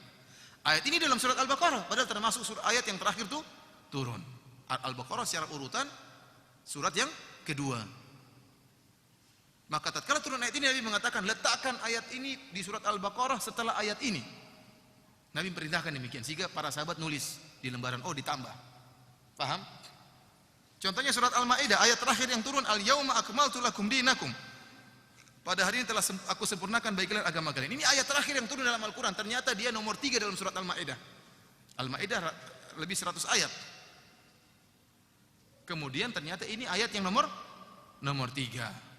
Secara urutan dalam. Berarti Nabi mengatakan ini ayat turun letakkan setelah nomor 2. Oleh karenanya sulit tergambarkan di zaman Nabi untuk dikumpulkan Al-Quran karena penulisan selalu terjadi apa? Perubahan, ada tambahan. Oh ini dipindahkan ke ayat ini, oh ditambahkan ini. Kemudian ada kemungkinan yang kedua. Kemungkinan yang kedua kenapa tidak dikumpulkan di zaman Nabi? Karena dalam Al-Quran ada nasikh dan mansukh, ada perubahan. Allah mengatakan ma nansakh min ayatin aw nunsiha na'ti bi ghairin minha aw mithliha. Alam ta'lam anna Allah ala kulli syai'in qadir. Ayat yang kami mansuhkan. Jadi ada ayat yang mansukh. Jadi enggak mungkin Al-Quran dikodifikasikan, dibukukan, karena bisa jadi kata Nabi ayat yang itu hapus, bisa jadi. Siapa yang suruh? Allah Subhanahu wa taala. Karena ada proses ini, ada proses pengaturan yang bisa tambah-tambahan atau ada yang dihapuskan, maka secara logika Al-Quran tidak bisa dikodifikasikan, dikumpulkan di zaman para sahabat. Kapan mulai dipikirkan untuk dikodifikasikan? Setelah Nabi SAW meninggal. Tatkala Nabi SAW sudah meninggal, maka tidak mungkin ada ayat yang mansuh dan tidak ada lagi tambahan-tambahan ayat. Oh tambah ayat ini di surat ini, oh tambah ayat ini di surat ini, enggak ada. Oleh karenanya baru terfikirkan ide oleh Zaid bin Thabit radhiyallahu taala anhu menyampaikan kepada Abu Bakar, kita kodifikasikan Al-Quran. Oleh karenanya membukukan Al-Quran di zaman Nabi tidak ada, benar. Ini dianggap oleh bid'ah, dianggap sebagai bid'ah hasanah oleh sebagian ulama. Menurut kita itu bukan bid'ah, menurut ulama yang lain bukan bid'ah, sekedar istilah. Jadi mengumpulkan Al-Quran dia adalah sarana untuk belajar apa? Al-Quran. Yang kita bahas, yang kita permasalahkan bukan masalah sarana, tapi ritual ibadah baru. Ini yang tidak ada, yang di zaman Nabi tidak ada ritual ini, maka zaman sekarang nggak boleh. Beda dengan sarana. Di zaman Nabi tidak ada mengkodifikasikan Al-Quran, sekarang dibuat di zaman para sahabat karena ini membantu untuk memahami Al-Quran dan Sunnah. Dan ini adalah bab termasuk dari bagian sarana seorang supaya mudah belajar Al-Quran, Al-Qurannya dikumpulkan. Secara logika demikian. Jadi bukan merupakan ritual ibadah. Ya, saya tanya sama antum, membukukan Al-Quran itu ritual ibadah atau bukan? Bukan, dia bukan ritual ibadah, bukan sedang sholat, bukan sedang zikir, tidak. Dia hanya sekedar memudahkan untuk belajar Al-Quran, maka Al-Qurannya dikodifikasikan. Contohnya lagi seperti buat pondok, di zaman Nabi nggak ada pondok. Di zaman Nabi tidak ada pondok. Tapi zaman sekarang ada pondok-pondok. Pondok-pondok ini bukanlah ritual ibadah, bukan, tetapi dia sarana untuk bisa belajar agama. Maka dibuatlah pondok-pondok. Contohnya lagi di zaman Nabi tidak ada namanya ilmu jarh wa ta'dil. Ilmu jarh wa ta'dil adalah ilmu untuk mempelajari kredibilitas para rawi yang merawiatkan hadis-hadis Nabi SAW. Kenapa seluruh hadis zaman Nabi para sahabat langsung dengar dari Nabi SAW? Tidak perlu ada perawi-perawi. Tatkala di zaman berikutnya, di zaman tabi'in, maka perlu ada ilmu yang mempelajari bagaimana kredibilitas, ya, bagaimana kualitas para rawi-rawi ini. Apakah rawi ini benar-benar rawi yang terpercaya? Apakah hafalannya kuat? Ilmu untuk mempelajari para rawi ini namanya ilmu jarh wa ta'dil. Yang dengan ilmu ini maka diketahui hadis ini bisa diterima atau tidak. Di zaman Nabi ilmu ini tidak ada. Contohnya lagi ada namanya ilmu mustalah hadis. Di zaman Nabi tidak ada ilmu mustalah hadis. Di zaman sekarang ada ilmu mustalah hadis. Untuk mengetahui sanadnya bersambung atau tidak, ini butuh namanya ilmu mustalah hadis. Sanadnya mursal atau tidak, munqati atau mausul, ya. Ada tadlis atau tidak, ini istilah-istilah untuk mengetahui sanadnya bersambung atau tidak. Di zaman Nabi tidak perlu karena sahabat langsung dengar dari Nabi. Ini muncul belakangan. Tatkala hadis Nabi diriwayatkan melalui rawi-rawi. Kemudian ada namanya ilmu usul fikih. Ilmu usul fikih adalah ilmu yang mempelajari penunjukan bahasa. Kalau ada perintah maksudnya wajib, kalau ini maksudnya demikian, larangan maksudnya haram. Ini di zaman Nabi tidak ada. Kenapa? Para sahabat yang mendengar sabda Nabi dan mendengar ayat-ayat Allah diturunkan, mereka pakar bahasa.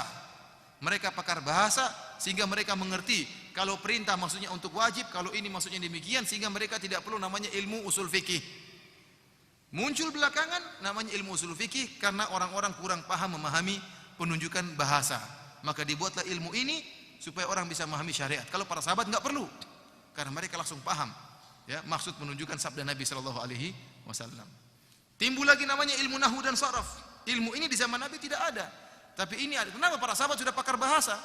Ilmu nahwu dan saraf adalah ilmu yang diletakkan supaya orang tidak salah dalam berbahasa Arab. Karena bahasa Arab semakin luntur, semakin apa? Luntur kemampuan berbahasa Arab. Sama seperti bahasa kromo inggil, lama-lama luntur enggak?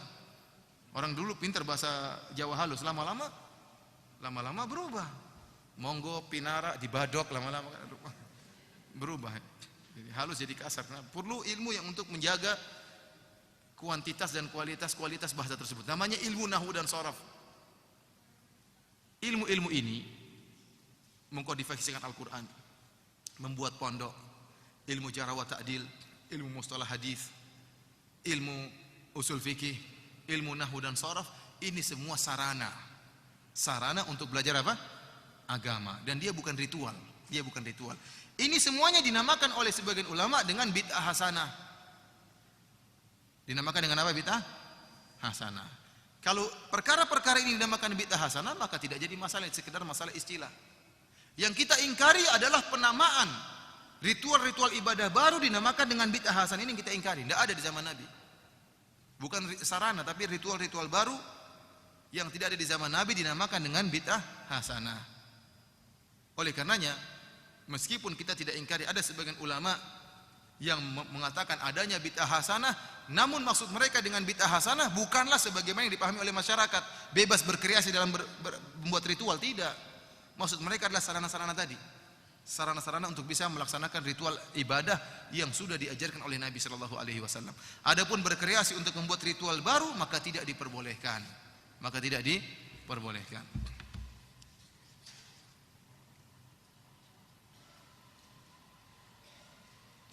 Coba lihat halaman 73.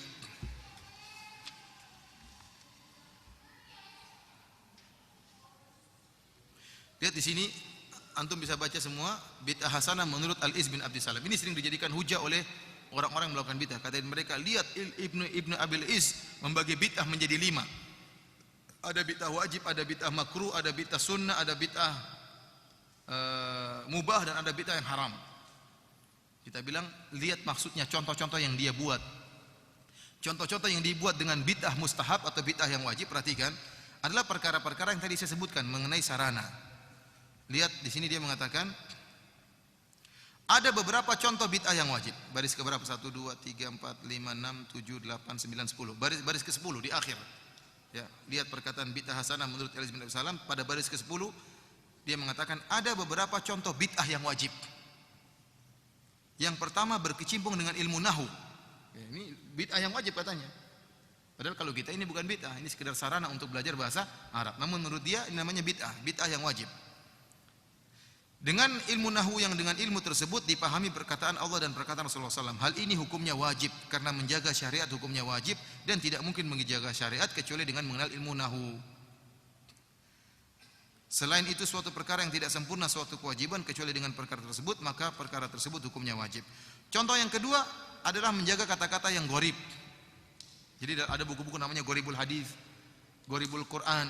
Jadi perkataan bahasa Arab yang orang tidak mudah untuk memahaminya, ya, maka dibukukan oleh para ulama. Kalau ada kalimat ini maknanya ini, ada kalimat ini maknanya ini. Kita bahasa Indonesia saja, bahasa Jawa sih terkadang ada kalimat yang kita tidak pahami. Terutama orang-orang yang masih muda, yang tua-tua mungkin paham kalimat tersebut.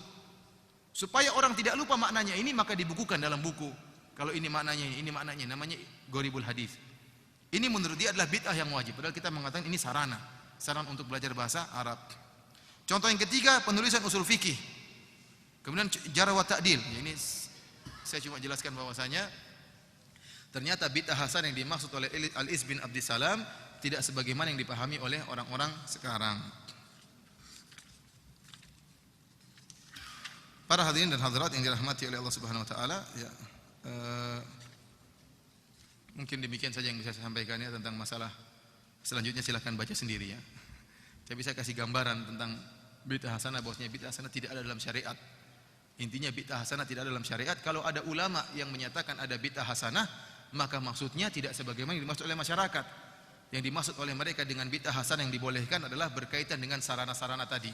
Seperti membukakan Al-Quran, seperti mikrofon, seperti menggunakan televisi. Ini bukan ritual, tapi dia sarana untuk apa? Sarana untuk beribadah. Contohnya tadi ilmu nahwu dan sharaf. Ya. Adapun kalau ritual, maka tidak ada bid'ah hasanah. Seluruh ritual yang di zaman Nabi tidak ada, maka zaman sekarang juga bukan ritual. Assalamualaikum warahmatullahi wabarakatuh. Ustaz, bagaimana dengan orang yang mengatakan, ya memang maulid Nabi itu belum pernah dilakukan oleh Nabi Muhammad SAW, tapi kan ini bukan bid'ah karena ada maslahatnya. Di zaman Rasulullah SAW itu belum dibutuhkan karena para sahabat sudah mengenal dan setia kepada Rasulullah SAW. Sementara zaman sekarang banyak orang yang tidak seperti itu. Ini jadi mereka mengatakan butuh acara maulid Nabi. Kita katakan bahwasanya acara maulid Nabi itu sarana apa ritual? Ritual kan? Itu bukan sarana, itu ritual. Kalau itu ritual ternyata tidak ada di zaman Nabi, ya, maka itu adalah bid'ah. Ya. Dan semua ritual yang perlu kita ketahui sudah diajarkan oleh Nabi SAW. Banyak ritual untuk mengenal Nabi, untuk mencintai Nabi banyak. Ritual dengan belajar hadis-hadis Nabi, ritual dengan solat rawatib, dengan solat sunnah. Kita bisa baca sirah Nabi SAW. Ya. Oleh karenanya para hadirin dan hadirat yang dirahmati Allah Subhanahu wa taala, pendapat yang kuat bahwasanya Maulid Nabi adalah suatu ritual yang tidak pernah diajarkan oleh Nabi dan para sahabatnya, maka kita pun tidak melakukannya. Dan yang lebih cinta kepada Nabi adalah para sahabat. Kalau kita bicara ini dalam rangka untuk cinta kepada Nabi, kita katakan para sahabat lebih cinta kepada Nabi sallallahu alaihi wasallam. Para sahabat, para tabi'in, imam yang 4 lebih cinta kepada Nabi daripada kita-kita ini. Ternyata mereka tidak pernah melakukan acara Maulid Nabi. Padahal kecintaan para sahabat kepada Nabi lebih daripada kita. Kemudian perkara berikutnya, Nabi merayakan hari kelahirannya tiap pekan sekali. Bukan tahunan, tapi tiap pekan. Yaitu setiap hari Senin, dan cara merayakannya dengan berpuasa. Bukan cara merayakannya, tapi cara bersyukurnya. Rasulullah SAW mensyukuri hari kelahirannya dengan berpuasa setiap minggu sekali. Oleh karena dalam Sahih Muslim, wasu'ila an siyami yaumil itsnain, Rasulullah SAW ditanya kenapa dia berpuasa pada hari Senin, kata beliau, dzaka yaumun wulidtu fihi, pada hari tersebut aku dilahirkan. Jadi Nabi SAW mensyukuri hari kelahirannya pada hari Senin dengan berpuasa setiap minggu, setiap hari Senin. Jadi kita katakan, kalau anda ingin mencintai Nabi, ingin merayakan hari kelahiran Nabi, ikutilah cara Nabi. Bagaimana cara bermaulid Nabi? Caranya setiap hari Senin berpuasa. Bukan dirubah setiap tahun makan-makan, tidak, kebalik. Karena Nabi sudah praktekkan, Rasulullah SAW cara maulid Nabi dengan berpuasa setiap minggu hari Senin. Jangan diputar. Kemudian para hadirin dan hadirat yang dirahmati oleh Allah Subhanahu wa taala, lihat bagaimana acara maulid yang dilakukan oleh orang sekarang. Banyak acara maulid yang mereka lakukan hanya sekedar hura-hura, acara-acara, kemudian bikin pawai-pawai, dibuatlah patung-patungan. Saya lihat sendiri bagaimana buat patung-patung hewan, kemudian arak-arakan di. Apakah ini menambah iman? Apa hubungannya patung kuda sama Nabi SAW? Apa hubungannya patung seperti acara barongsai? Seperti apa? Ini apa hubungannya dengan Islam? Apakah dengan pawai di jalan tersebut tambah iman? Buktinya waktu azan zuhur orang tidak ke masjid. Mereka-mereka yang pawai-pawai tadi tidak ke masjid, padahal sunnah Nabi yang sungguhnya sholat di masjid. Belum lagi diputar musik-musikan, belum lagi ikhtilat laki-laki dengan perempuan. Oleh karenanya para hadirin rahmatullah subhanahu wa ta'ala, sampai-sampai sering saya sampaikan bagaimana pendiri NU yang bernama Kiai Haji Hashim Asy'ari yang beliau membolehkan maulid. Beliau ini membolehkan maulid sebagaimana kebiasaan orang-orang NU, dan dia belum membolehkan maulid. Akan tetapi beliau mengingkari acara maulid yang dilakukan oleh banyak orang, sehingga beliau menulis sebuah buku judulnya At-Tanbihatul Wajibat Liman Yasna'ul Maulid Bil Munkarat. Peringatan keras terhadap yang wajib terhadap orang-orang yang melakukan maulid dengan kemungkaran. Dia mengarahkan kalau bikin acara maulid, menurut dia Acara maulid sebagaimana acara yang dianjurkan oleh para ulama. Caranya dengan baca sirah Nabi, kemudian setelah itu mungkin bersedekah, itu acara maulid kata dia. Begitu caranya. Baca sirah Nabi, berkumpul baca sirah Nabi, maka selesai. Dengan baca sirah Nabi akan menambah iman, menambah ilmu. Adapun kata dia mengadakan acara maulid dengan campur baur lelaki perempuan, maka dia ingkari. Ini kemungkaran kata dia. Mengadakan acara maulid dengan alat-alat musik, ini kemungkaran. Mengadakan acara maulid dengan acara dramaan secara model drama menurut orang-orang dulu juga dia sebutkan modelnya, saya sebutkan di sini ada istilah yang dia sebutkan. Strike apa begitu istilah drama model mereka. Kemudian menghambur-hamburkan makanan, maka ini semua mungkar kata dia, tidak pantas maulid Nabi diacarakan dengan acara tersebut. Oleh karena kita katakan meskipun sebagian ulama membolehkan maulid, ya, saya tidak mengingkari. Ada ulama Syafi'i yang membolehkan maulid. Kalaupun mereka membolehkan, maka caranya bukan cara seperti sekarang ini, tapi dengan baca sirah Nabi sallallahu alaihi wasallam, membacakan sebagian sejarah Nabi sallallahu alaihi wasallam, kemudian selesai. Mau bersedekah, mau infak silakan. Tapi kalau acara maulid seperti yang sekarang kemudian pawai dan macam-macamnya bercampur laki-laki perempuan, putar-putar musik sampai di sebagian negara sampai joget-jogetan. Saya lihat di YouTube ya, di Mesir kalau tidak salah. Laki-laki dan perempuan apa sambil joget-joget karena acara maulid. Terus tadi pertanyaan dia mengatakan kalau di zaman Nabi tidak perlu maulid karena para sahabat tidak kenal dengan Nabi. Kalau sekarang perlu dengan maulid. Saya tanya, apakah orang-orang yang acara maulid kemudian mengenal Nabi? Ataukah orang-orang yang sholat di masjid, yang belajar di masjid yang mengenal Nabi? Justru mereka tatkala menemukan sarana untuk mengungkapkan cinta kepada Nabi dengan acara maulid, sunnah-sunnah Nabi yang asli mereka tinggalkan. Sholat jamaah ditinggalkan, sholat ini ditinggalkan, maulid sergap. Maulid sergap. Oleh karenanya kita lihat acara maulid dihadiri oleh orang-orang baik dan juga orang-orang tidak baik. Orang-orang soleh juga acara maulid, pemabuk juga, pezina juga semangat acara maulid. Kenapa? Mereka menganggap ada satu sarana yang mereka temukan untuk bisa menunjukkan rasa cinta. Kita bilang menunjukkan rasa cinta kepada Nabi bukan acara maulid. Tapi dengan apa? Menjalankan sunnah-sunnah Nabi. Ya. Yang wanita harus pakai jilbab, itu berarti cinta sama Nabi. Ya. Bukan malah buka jilbab waktu acara maulid kemudian sergap. Laki-laki sholat di masjid, itu sunnah Nabi SAW. Bukan acara maulid rame. Begitu setelah acara maulid masjid kosong.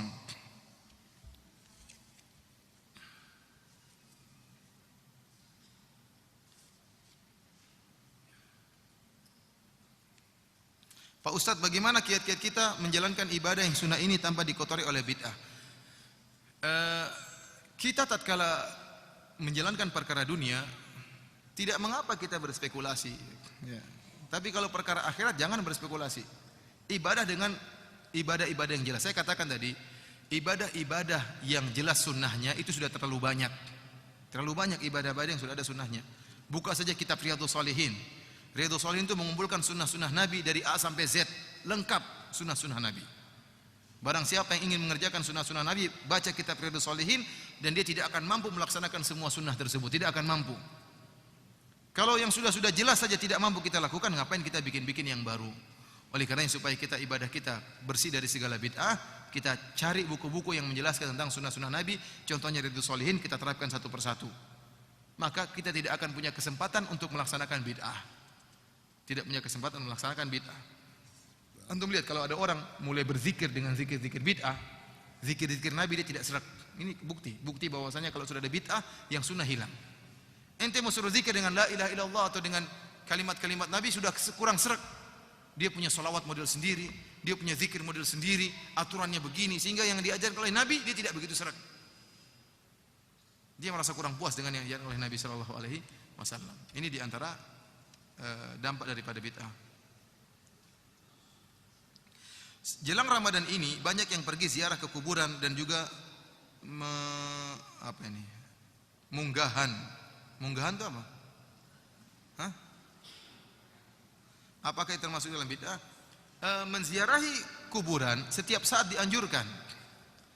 Zurul kubur fa innaha tudzakirukumul akhirah. Kata Nabi sallallahu alaihi wasallam, ziarahi kuburan karena itu bisa mengingatkan kalian pada hari akhirat. Kalau punya kesempatan ziarah kubur sebelum Ramadan silakan. Kalau punya kesempatan ziarah kubur setelah Lebaran silakan. Kalau punya kesempatan ziarah kubur Sabtu Minggu silakan. Kapan saja orang punya kesempatan ziarah kubur silakan. Tetapi jangan meyakini bahwasanya ziarah kubur sebelum Ramadan itu ibadah, jangan. Itu lebih afdol, jangan, karena tidak ada dalilnya. Orang ziarah kubur kapan saja. Jadi tidak perlu ada keyakinan oh harus ziarah kubur sebelum Ramadan. Tidak ada. Mau tengah Ramadan, mau awal Ramadan, mau akhir Ramadan enggak jadi masalah. Jadi sesuatu perkara-perkara yang umum maka jangan dikhususkan dengan meyakini ada nilai-nilai tertentu. Karena meyakini ziarah kubur sebelum Ramadan ada pahala tertentu maka ini bid'ah. Tetapi kalau hanya sekedar tradisi kemudian hanya sekedar kesempatan maka ini enggak jadi masalah. Ya. Enggak jadi masalah tanpa meyakini ada keyakinan tersebut. Tapi kalau ada keyakinan wah harus sebelum Ramadan, tidak srek, tidak afdal kalau sebelum Ramadan, maka ini bid'ah. Namun jika tanpa disertai keyakinan tersebut, maka tidak jadi masalah.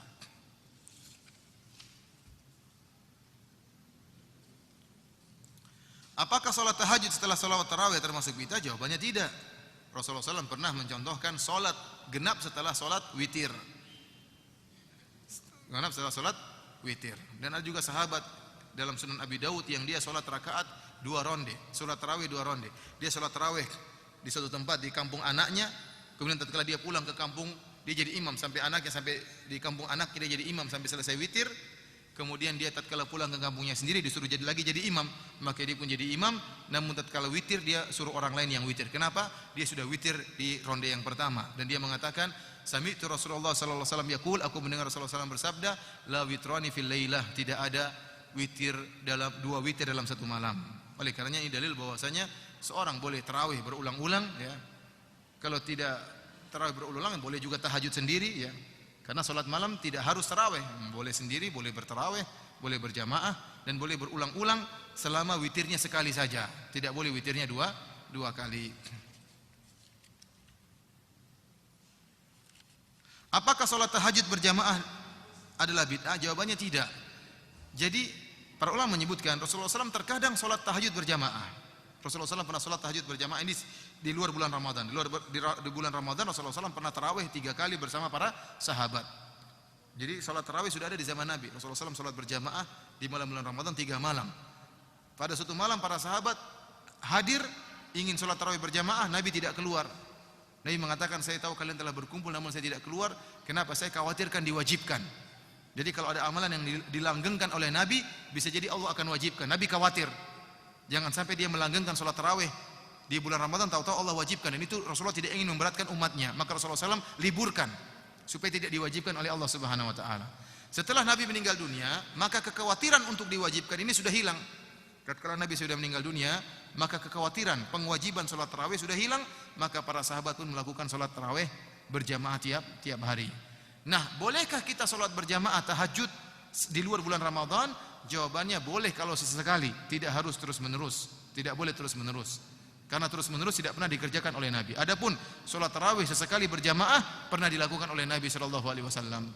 Nabi pernah sholat bersama sebagian sahabat, bersama Ibnu Abbas, bersama Hudzaifah, ya, sholat malam bersama Nabi sallallahu alaihi wasallam. Oleh karena jika sesekali tidak jadi masalah. Sesekali kalau ada acara misalnya ngumpul-ngumpul kemudian ada ide pingin sholat malam bareng enggak jadi masalah. Tapi jangan mengadakan sholat malam yang terus-menerus ya, yang tidak pernah diajarkan oleh Nabi sallallahu alaihi wasallam. Apakah ada dalil dan contoh dari Nabi tatkala setelah selesai sholat dan setelah berdoa mengusap muka? Setelah berdoa sholat muka ada hadisnya, jadi mengusap muka setelah doa ada hadisnya, namun hadisnya lemah. Oleh karena kita tidak mengamalkan. Namun kalau ada orang yang mengamalkan ya biarin aja ya, artinya dia mungkin tidak tahu karena ada hadis, ternyata hadisnya lemah ya. Namun tidak boleh kita meyakini kalau tidak mengusap muka berarti tidak afdal ya, enggak ya. Karena hadisnya lemah dan tidak bisa dijadikan dalil. Dan Nabi SAW tidak diriwayatkan dalam hadis yang sahih beliau mengusap wajah ya. Bahkan Rasulullah SAW pernah berdoa dengan hanya menunjukkan apa? Jari. Nah ini kan repot kalau mengusap gini terus kan susah kan. Rasulullah SAW pernah apa? Cuma menunjukkan jari. Jadi tata cara Nabi ada yang doanya begini, ada yang sampai Rasulullah SAW sampai begini tangannya, sampai perut tangannya itu apa? Ke bawah karena saling beli sampai terlihat putihnya ketiak beliau. Ya. Ada yang begini Rasulullah SAW pernah berdoa begini. Di antara Rasulullah SAW pernah berdoa dengan memberi isyarat. Ya. Nah, kalau begini kan sulit apa namanya? Oleh karenanya kita katakan kalau ada yang mengusap wajah kita biarin saja karena mungkin dia ada pendapat seperti itu. Ya, kalau kita bisa nasihati dengan cara yang lembut ya. Jangan langsung kita itu ngawur enggak. Karena memang ada dalil yang mungkin menurut mereka ini benar namun kita katakan hadisnya lemah, tidak bisa dijadikan dalil.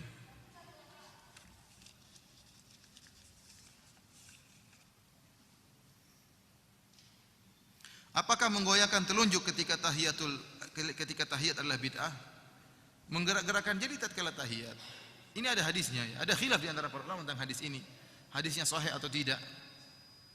Asyara bi usbihi yuharrikuha yad'u biha. Dalam hadis disebutkan sallallahu alaihi wasallam tatkala tahiyat beliau mengisyaratkan dengan jarinya dan dia menggerak-gerakkan jarinya yad'u biha. Rasulullah SAW berdoa dengan jarinya tersebut. Hadis ini, lafal hadis ini Rasulullah SAW menggerak-gerakkan jarinya. Ini lafal disepakati oleh para ulama mutaqaddimin. Mereka mensahihkan hadis ini. Muncul ulama sekarang yang mutaakhirin seperti Syekh Muqbil rahimahullah dan murid-muridnya yang menyatakan hadis ini lemah. Menyatakan riwayat bahwasanya Rasulullah SAW menggerak-gerakkan jarinya lemah. Yang ada cuma Rasulullah SAW beri isyarat dan berdoa dengan jarinya. Adapun tambahan Rasulullah menggoyang-goyangkannya maka lemah menurut sebagian ulama sekarang, ulama hadis. Namun kalau kita kembali kepada perkataan para ulama yang dulu terdahulu, mereka semua mensahihkan hadis ini. Hanya saja mereka khilaf bagaimana cara menggerakkannya ini. Apakah sejak awal, apakah di tengah? Intinya timbul ijtihad tentang cara menggerakkan. Dan kita lihat di Mekah dan Madinah ada yang gerakannya begini, ada yang gerakannya begini, ada yang cuma begini-begini aja. Ya, karena tidak ada dalil yang jelas bagaimana cara geraknya Nabi sallallahu alaihi wasallam. Yang jelas Rasulullah memberi isyarat. Dan ini hukumnya sunnah, yang tidak gerak-gerak juga tidak jadi masalah. Dan saya ingatkan kalau yang gerak-gerak juga jangan terlalu ekstrim. Jangan. Terlalu ekstrim gini juga menarik perhatian, mengganggu orang sebelah ya. Kalau mau gerak-gerak, gerak-gerak yang wajar ya. Gerak-gerak yang wajar. Adapun goyang-goyang begini mah jangan.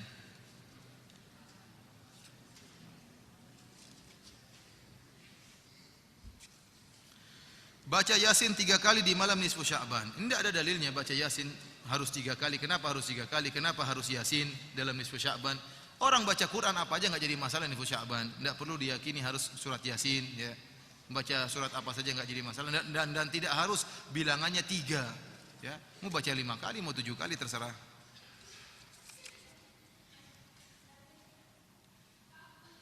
Bagaimana apabila seorang yang awam hadis mengamalkan hadis yang dhaif, apakah ia terjatuh dalam perkara bid'ah?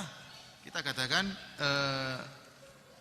dia ditegur ya, mungkin dia tidak tahu, mungkin dia tidak tahu, maka perlu diingatkan dengan cara yang baik.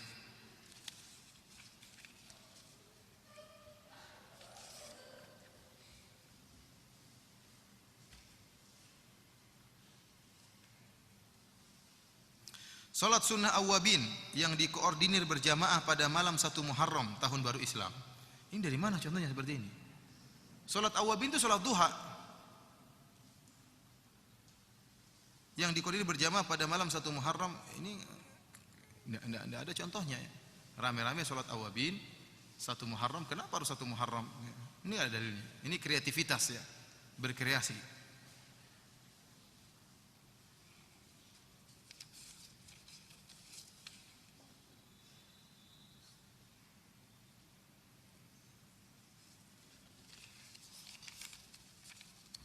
Baca Yasin 3 kali setelah maghrib pada 14 Sya'ban. Kenapa harus 3 kali? Kenapa enggak 21 kali?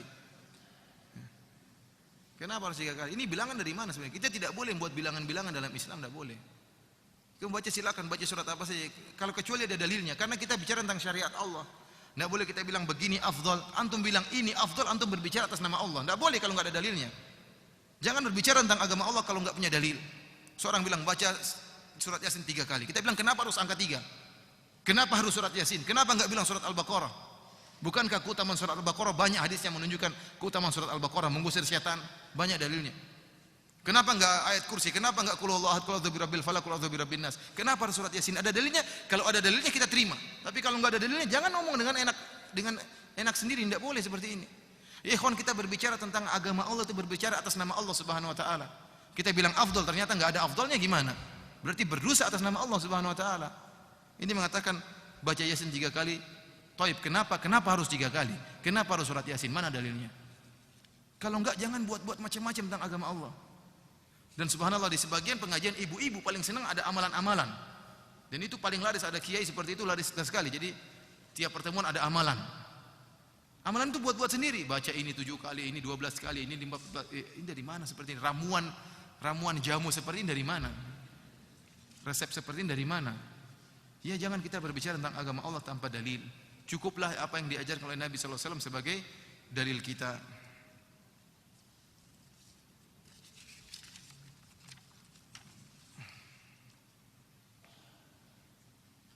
Tentang pemilu yang sekarang, bagaimana cara kita menanggapinya? Karena pada zaman Nabi tidak ada sistem pemilu. Sistem pemilu bukan ritual ibadah, ya ikhwan. Ini bukan ritual, ini cara memilih. Ini bukan ritual ibadah, ya. Ini bukan bid'ah, maksiat, ya. Kalau kita bilang maksiat apa? Demokrasi itu maksiat. Tetapi para ulama yang membolehkan pemilu karena mengikuti kaedah mengambil kemudaratan yang lebih ringan, bukan mendukung kemudaratan tersebut. Apa makna kaedah mengambil kemudaratan yang paling ringan di antara dua kemudaratan? Apakah maksudnya mendukung kemudaratan? Apakah kaidah itu berarti mendukung kemudaratan? Jawabannya tidak. Kemudaratannya diingkari, namun karena tidak bisa kita hindari, kita pilih kemudaratan yang paling ringan. Itu maksudnya. Bukan mendukung kemudaratan. Ini orang yang mengatakan demokrasi ibadah, ini enggak benar. Demokrasi bukan ritual ibadah, kemaksiatan ini. Beda antara bid'ah dengan maksiat.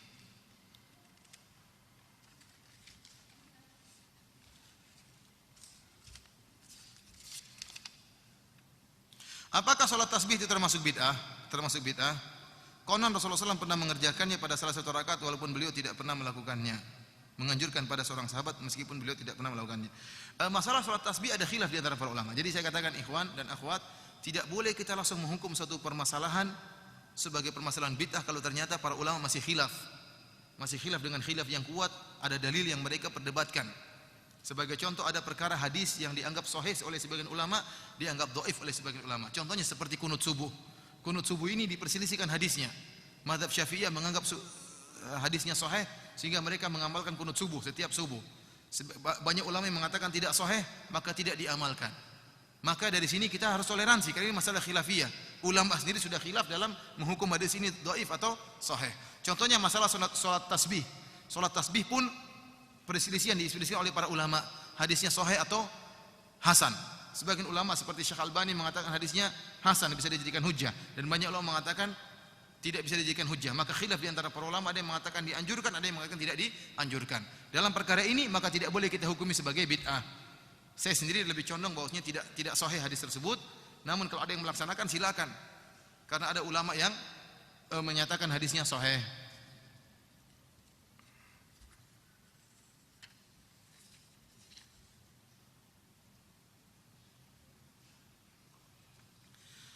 Ustaz, apakah kalau kita tadarusan di bulan Ramadan termasuk perkara bid'ah? Tadarusan maksudnya gimana? Baca Quran. Baca Quran ya boleh, harus baca Quran bulan Ramadan. Maksudnya gimana tadarusan ini? Jadi gimana? Baca Quran yang paling terbaik adalah sendiri-sendiri. Kita baca bareng-bareng kalau memang mau belajar, enggak apa-apa. Mau belajar atau mempelajari ayat Al-Quran, mau tafsir misalnya, baca satu kemudian tafsirkan, ganti yang lain baca. Tapi kalau maksudnya sekedar untuk kamu baca gantian, kamu ya enggak, percuma, mending kita baca sendiri-sendiri. Kumpul di masjid baca sendiri-sendiri. Itu yang dicontohkan oleh para sahabat Nabi sallallahu alaihi wasallam, itu lebih afdal. Ya, tapi kalau memang dalam rangka belajar enggak jadi masalah. Para ulama enggak jadi masalah, belajar bareng-bareng. Ya, ada yang membenarkan ya, atau dalam rangka mempelajari tafsir ayat tersebut, maka bacanya ganti-ganti atau satunya diperbaiki, yang lain mendengarkan ya. Ini enggak jadi masalah. Tapi kalau semuanya sama-sama pintar baca Quran tanpa ada pelajaran, kamu baca gantian, maka ini tidak ada contohnya. Mending dijauhi. Kalau ke masjid baca masing-masing.